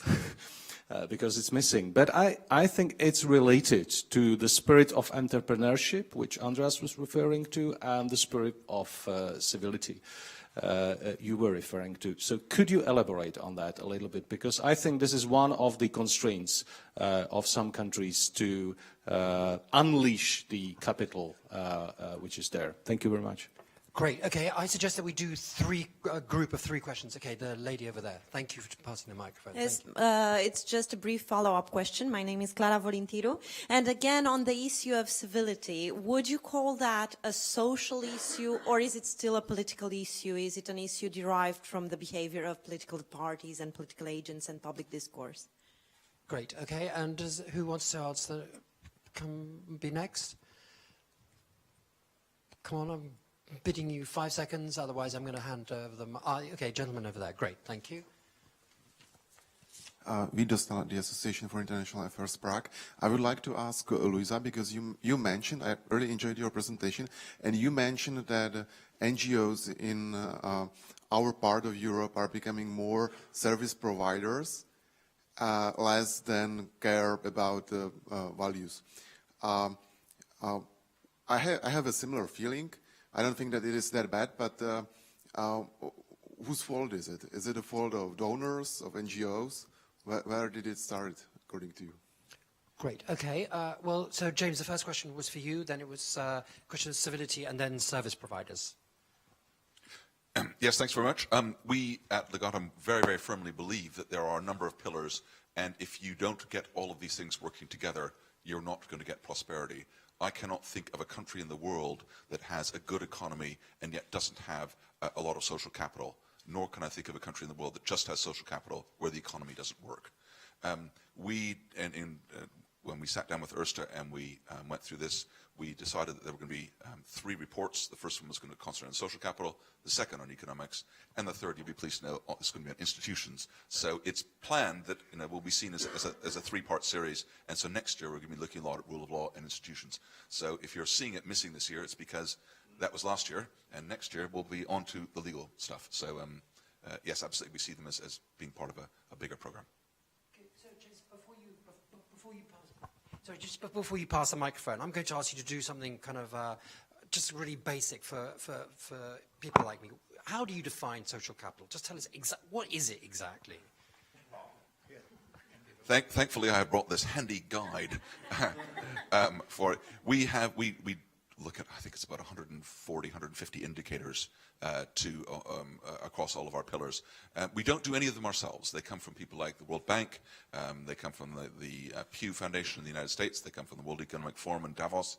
But we look at all these various things and we weight them as we see fit, and we do a lot of mathematical calculations, or I should say my team does a lot of mathematical calculations on these things to come up with it. But it is explained here fully. I'm not going to go into great detail about it all, but it is a number of indicators looking at, how much civic participation do you have. We have a constant question of sort of output things versus feeling things. How do you feel about entrepreneurialism in your country?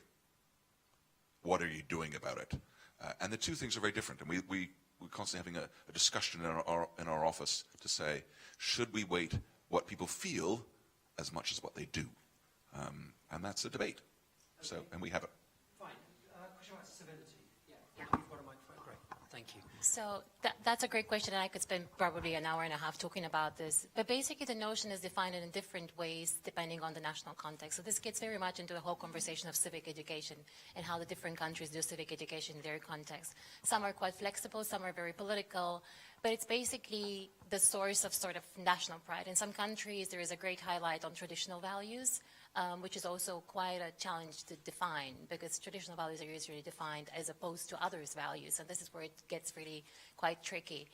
Interesting enough, I think many of us have neglected how a lot of the political forces in Europe these days have started reforms starting from the educational system. I don't think Hungary here is quite a famous example already, of which many of us talk about. But in other countries, like in Bulgaria, for instance, no one really noticed that the small coalition partner, which is a far-right sort of a coalition in itself, made it as a condition to enter the coalition with the government to start highlighting traditional values in the school curricula. So the whole notion is really very much country to country. then when it comes to the service provider, it's also a great question. So there is really a gap between how organizations operate in the capitals and how they operate in the rest of the country. And quite often, the ones that are in the countryside are classical service providers. It is a survival strategy, absolutely. So we've currently done a study with the support of the Mercator Foundation, which is called Civic Localism. So we went to really map 3 countries, Bulgaria, Czech Republic, and also Austria, to see what do actually organizations do outside of the capitals. And this is quite often the case across the board. So it is really a matter of funding. Quite often donors say organizations in the rest of the countries are simply not sustainable enough for us to invest in them, which becomes, quite a vicious circle. Because when you look at, let's say, when you have debates like the one on the Istanbul Convention, and if you want to have this conversation outside of the capital, in a place like Bulgaria, there is no one to have a conversation with. And the people fall very quickly victim to, Facebook propaganda that takes the conversation somewhere totally different. So again, I hope the Legatum Institute is going to do in 2020 then the Civic Health Index as part of the Prosperity Index. Marie, was it was it who mentioned the actual talked about service providers? Sorry, was it Louisa who actually mentioned it? Was it? Service providers, yeah. Sorry? Yeah. Okay. Oh, it's fine. Okay, fine. Great. Okay, well, who would like to be next then? Okay, there's a lady there, and then the gentleman over there. Okay, thank you. Good morning. My name is Anna-Katharina Deininger. I work with the OSCE in the topic on youth and security. So when we discuss today about do we have a common way forward for Europe, I have to say that my work encompasses a broader geographic area than the EU. But however, there needs to be a common way forward. So for the EU area, for the candidate states and the countries that are in the OSCE. And I very much enjoyed hearing about all of your different areas of work, about, the Romanian participatory approaches, about Luisa's way to engage young people with civic education, about the indexes that you have created. So just to quickly share what we are doing in that way, and I think that there would be ways for many synergies and collaborations in the future. So on the one side, we aim to bring young people closer to our decision-taking processes, to inform our work by the needs and the interests of the younger people. Then on the other side, I very much enjoyed those questions. What do young people need to actually have a fulfilling life in another country and be successful there business-wise? So we are now creating pathways for young entrepreneurs, being active in social and green innovative projects in the Western Balkans as well as in the North African partner countries. And our completely different spectrum of our work, our Office for Human Rights and Democratic Institutions has just recently, in a multi-stakeholder partnership, launched the Youth Progress Index, which is a tool to measure the well-being of young people across the world in different countries. And there might be also some ways to see how this data can be combined, and to see where are some cross-cuttings. And yeah, that's basically it. Thank you for your work, and looking very much forward to hear more from you. Thank you for sharing that. There was a gentleman just in front. Was there? Oh, sorry, there. Yeah. Paul Louis. I used to be a researcher at the Austrian Institute for International Affairs, and I'm still lecturer at Vienna University. One comment and one question. The comment is on mentioning always Hungary and Poland. This Hungary and Poland bashing is completely wrong if you talk about the future of Europe. I remember the Austrian bashing in 2000, and this was a complete disaster for the European Union or the other 14 European countries. The question I have is for Stefan Lehne. You are familiar with foreign policy.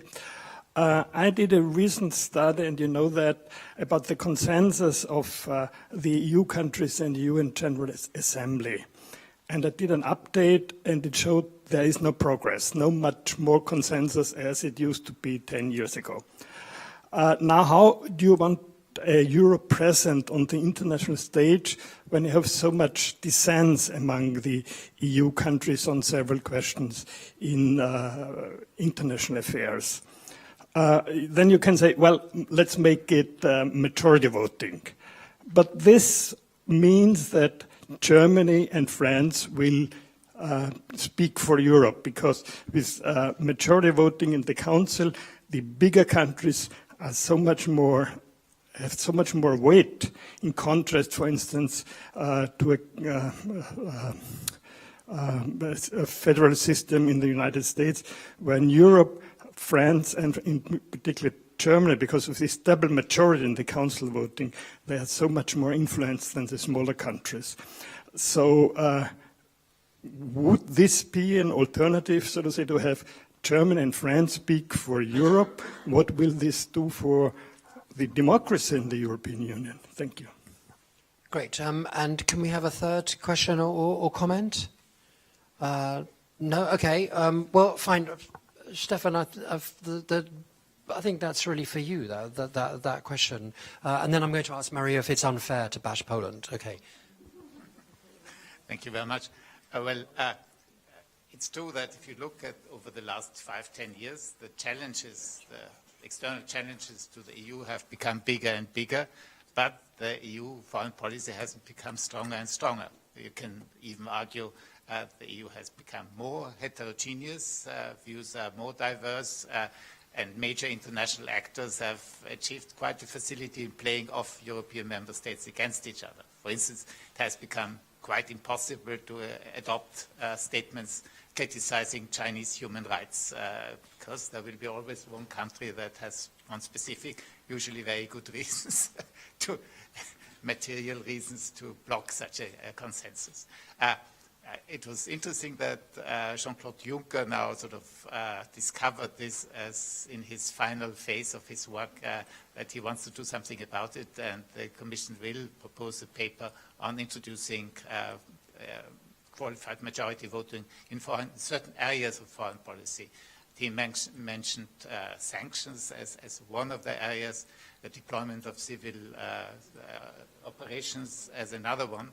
But if you heard the colleague from the Visegrad countries, I see that this initiative will run into a lot of opposition for precisely the reason that you point out, that a number of countries, some of them are quite exposed politically. Cyprus, Malta, on some issues, will see this as a big threat to their ability to be actors on EU foreign policy, and they will resist this very much. So I would be surprised if a great deal comes out of that. But the reality is, of course, that the underperformance of the European Union in this field is becoming more and more of a problem. And I think if this cannot be turned around, then you will see probably the bigger countries doing it by themselves, basically, in alliances from time to time, and the EU foreign policy as such will get even more weak and more marginalized. I just want to make a comment there. I mean, I went to Niger, which is in the Sahel, in summer, and hundreds of thousands of migrants who eventually came to Europe transited through Niger. And actually what's interesting is, despite what you say, there are some things where it's perhaps not so visible, and Niger is a case in point. What's interesting about Niger is that the number of migrants transiting through the country is now down to a trickle, and the fact that the European Union is giving Niger Niger alone, I think over the next few years, €1 billion certainly has something to do with changing its policy. So I agree, of course, in general terms, it's weaker, but sometimes there are things which we're not even really aware of. Okay, now I know, James, you wanted to come in there, and perhaps also you'd like to, I don't know, kind of link the two bits of this debate, your research and some of the political futures of Europe. Yes, thanks, Tim. Firstly, quickly, from one data geek to another, I love the OECD's data. My complaint about the OECD is you don't cover enough countries, so I can't use more of your data in my report. And if I were to encourage you to do anything, it would be to look at more of the stuff that people have been talking about today in terms of digital economy. Find out what the new economy is doing. It's very backward looking. I know why. I appreciate why. But the more you can look forward, the better. one other quick comment on the bigger countries having more weight. Of course, the other thing that gives big countries more weight is money. And if small countries are very dependent upon whether it's cohesion funds or various other funds, their vote will effectively be bought. And that's an uncomfortable position. And if you don't like it, don't take the money. Then you'll get a lot more freedom into what you can say. I know that's a very tough thing to do, but I think that's just true. About linking sort of the stuff we've been looking at in the future of Europe, because I think that is a really key thing. We are at an extraordinarily interesting point, and we're having some great discussions at dinner last night. We're moving, and I think we are in the process of as big a change as we had from an agrarian society to industrial societies in 1820, 1840, that era of the early 19th century. Moving from a capitalist society to a society that is very much information-based, very much intellectually based. Europe has the building blocks to be an absolute success in that area, but it needs to get the framework right. And part of that framework is to encourage people to take risks, to encourage people to save and then put that savings into risky ventures, because not all of the things are going to work. And that's a big change. And some places are getting it, and some places are not. And I think that the more that people look, what causes those countries in Europe to be entrepreneurial successes? There's a wonderful map that I didn't put in the report, but it was part of the research, which looks at entrepreneurial hotspots around Europe. And there are two really key entrepreneurial hotspots in all of Europe. And that's London and Berlin. And that's probably what a lot of you would have thought. And you look at the next level down, and it's a very interesting group of cities. It's Barcelona. It's Lisbon, of all places. It's Manchester. It's Paris. It's unfortunately not Vienna. And it's not any other cities in Germany. Stockholm does very, very well. But look, what are those cities getting right in terms of what do they do? Why are they nice places for entrepreneurs to go? What do they encourage them to do? And I'm more than happy to chat in the coffee break about a whole list of things I think that can be important for that. But there are lessons in Europe, so some great shining examples that we can grab hold of, but not everybody's even contemplating that. Just a sort of anecdote there. I did an article in Kosovo recently, which incidentally was not on your map. I'll just throw that out as a sort of commentary. But I did meet, I was talking to an entrepreneur who made his money in tech, actually, in Kosovo, but is now producing fruit juice, which is being sold across the region, and even in some EU countries. And he said, basically, he's now reached a point where he could literally double production, but the problem is, he says, I can go to the bank, I can get money from the bank, but I don't need that now. I need kind of serious investment, people taking equity in my company. But then we have no stock market, we have no capital markets. I can't get it. And also, he's also kind of almost too small to interest sort of major players in the rest of Europe. So this is clearly, even in your agricultural scenario for southeastern Europe, I mean, there's clearly a kind of blockage here that he can't get the money, even if an entrepreneur can't get the money, even if he wants to. Okay, comment about Poland. Is it unfair to... Thank you for the question. And about bashing, I completely agree. Bashing Poland and Hungary is wrong on many levels. One level is that some European politicians that criticize the countries have a very one-sided perspective, because they receive the information or the image of the situation from their colleagues who happen to be opposition. It's wrong because bashing the two countries is often perceived in Hungary and Poland as the West teaching the East, and what obviously does not necessarily result in the readiness for dialogue, or rather the opposite. For example, after Article 7 was triggered against Poland in December 2017, in January 18, Cebos, which is one of the polling companies, public Polish companies, polling companies in Poland, did a survey on attitudes towards Europe, and Polish society was still Euro optimistic and happy about being a member state of the European Union. However, the society was divided half-half on the on the perception of the Article 7 and triggering it, many of people finding it a political decision and not a merit-based decision. But bashing, but criticizing, yes. I think criticizing Poland and Hungary is necessary. These are two countries that, which governments have employed measures that are dismantling checks and balances. There are two countries that employed measures that bend judiciary, for example, to political will. In Hungary, there is less and less of media freedom. In both countries, very right-wing nationalistic rhetoric is being employed by the governments against the migrants, against Germany, for example. So I think the European Union should react, actually, because, yeah, you're not agreeing with me, or...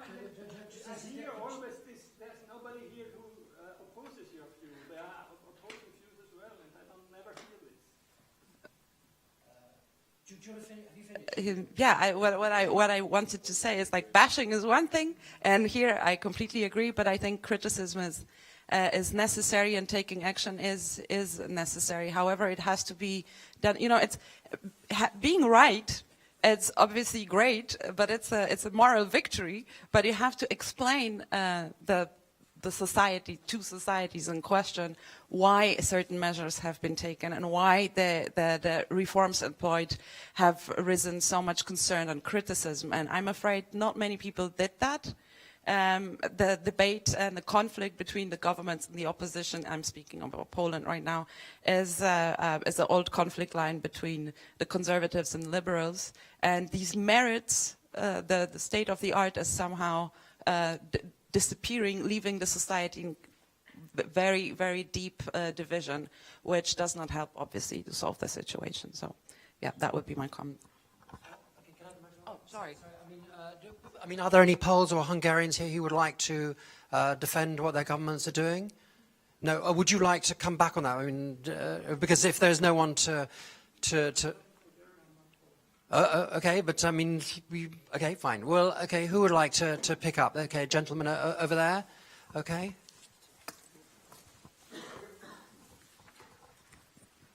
Thank you. I'm from Poland, but I don't want to defend my government too much. I want to speak about the European values, which you mentioned. I think the situation in which we are now today in Europe is that we think that the liberal democratic values of the Union are permanent, and this is wrong. De facto, they don't exist. They are just a couple of pieces of paper which are converted into political power through public support. And if you destroy this public support, which can be done very easily, you are left with a piece of paper in your hand. Here, obviously, the question is, how can you promote those European values? When it comes to reacting to the dismantling of rule of law or to other breaches of European values, I think the Union has so far strongly focused on corrective measures, on punishment. The problem with them is that the moment a country is eligible for Article 7 or an infringement procedure, it's already too late. Because the government has already decided, and no matter what Brussels decides, it can no longer be swayed to change course. Therefore, and this is one idea which I will elaborate on during my intervention at the next panel, I think we should think more about not only punishing but also preventive measures, how the Union could prevent European values. And here there is a concrete idea on the table. European civil society has been advocating an instrument called the European Values Instrument, which would promote, not only in Poland or in Hungary, but in all member states, pro-democratic, non-governmental organizations, which do things like our colleague from Bulgaria: civic education, advocacy, monitoring, and other activities which are crucial for sustaining the European values. The problem here is that the Union is actually doing this kind of support in third countries, big time. It spends around 2 billion euros on that in the last financial perspective. But so far, it hasn't done it in the member states. And as it stands now, there is a proposal by the European Commission on the so-called Rights and Values Programme. There is no intention to change this to a substantial extent. The Commission has proposed to devote specifically to supporting pro-democratic NGOs in the European Union 50 million euros, divided by 27 member states and 7 years. And there you get the clash between our ambition and rhetorics and what the Union is really ready to do to support European values. Thank you very much. I mean, this European values is clearly increasingly an increasing touch point. I mean, actually, the first person to mention European values, I think, this morning was, or talking using the words of dignity, was Victor Negrescu from Romania, and of course, Romania is holding a referendum on the 7th of October related to constitutional change to do with related to gay marriage, etc. So kind of case in point, and I suppose meaning that coming to common values, maybe there are no common values across Europe. But anyone know who would like to kind of pick up anyone? We've got a couple more minutes. We're going to end at past. Yes. Okay. Well, we're going to end at past, so there's room for one or two more questions. But Stefan, over to you. On the values issues and the rule of law, I think one issue that needs to be emphasized is how essential the rule of law is basically for the functioning of the internal market. I think businesses need a functioning legal order. They need independent judiciaries. There is the European arrest warrant. There is the need for judges across the European Union to recognize each other's judgment. And all this sort of breaks down if the judiciary is no longer independent. So I think I'm all in favor of preventive measures, more than 50 million over 7 years, but I think there also has to be corrective measures. And the problem here is that the European Union simply doesn't have the right instruments to do that. I think Article 7 is clearly not working. I think it got stuck with regard to Poland. It will get stuck inevitably also with regard to Hungary. And I think there is already a shift now in the Commission, but I think supported also by member states, that you probably need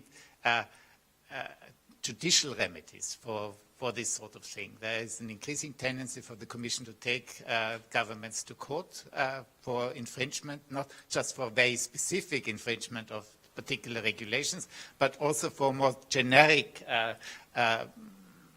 mistakes in terms of ensuring the rule of law in the various countries. I think the recent action by the Commission to take Poland to the European Court of Justice is really an enormous step in this direction. The important thing is, of course, that the European Court of Justice takes up this challenge and actually engages in answering these issues rather than withdrawing to purely technical points, as has been the case so far. But I think this is a promising route towards this issue. On Article 7, I remain quite skeptical that anything productive can come out of it. Great. Rosa? Yeah, just to elaborate, I think the idea of preventive measures is a very good one. I would actually say focus on improving the quality of democracy in the whole of the European Union. It's not just a question of singling out Poland and Hungary, although with Poland and Hungary, they're very clear. There's a very clear legal dimension. I agree with Stefan that the tools are not sufficient. And again, I think much more could be done. There could be much more peer-reviewed supervision among the member states, among the ambassadors, among the political parties. And all of that has actually failed in the case of Poland and Hungary so far. And perhaps things could have been addressed differently without getting to triggering Article 7 had one started much earlier to address certain problems, certain domestic problems. And finally, I just want to, it's not a question of singling out Poland and Hungary. The quality of democracy is eroding in many member states, and that is a bigger debate. And that's why I wanted to focus on that as the key challenge for the future. If Europe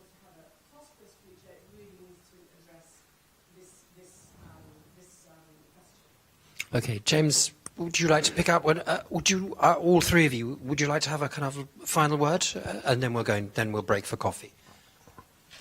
Yes, thanks very much. One of the conclusions, and I'll just read one sentence here, European Union membership has made prosperity more achievable for countries in transition, but also the consequences of failure more apparent. Much of that comes down to the fact that what joining the European Union did for Central and Eastern European countries was to give them, short-circuit them on the route to giving legal certainty, to giving trust into the economies. Other countries could start to trust them in a way which would have taken decades to build normally, but because you just imported that trust from the EU, you short-circuited that. That was fantastic. But it also meant that areas which the EU didn't touch have been taken longer to establish.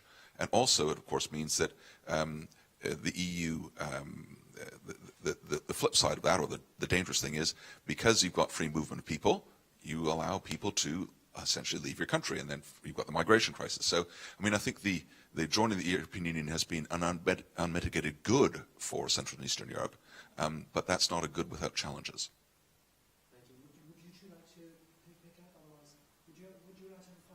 I just wanted to add the last comment that my mind is also revolving around the issue Luisa was talking about, civility and active citizenship.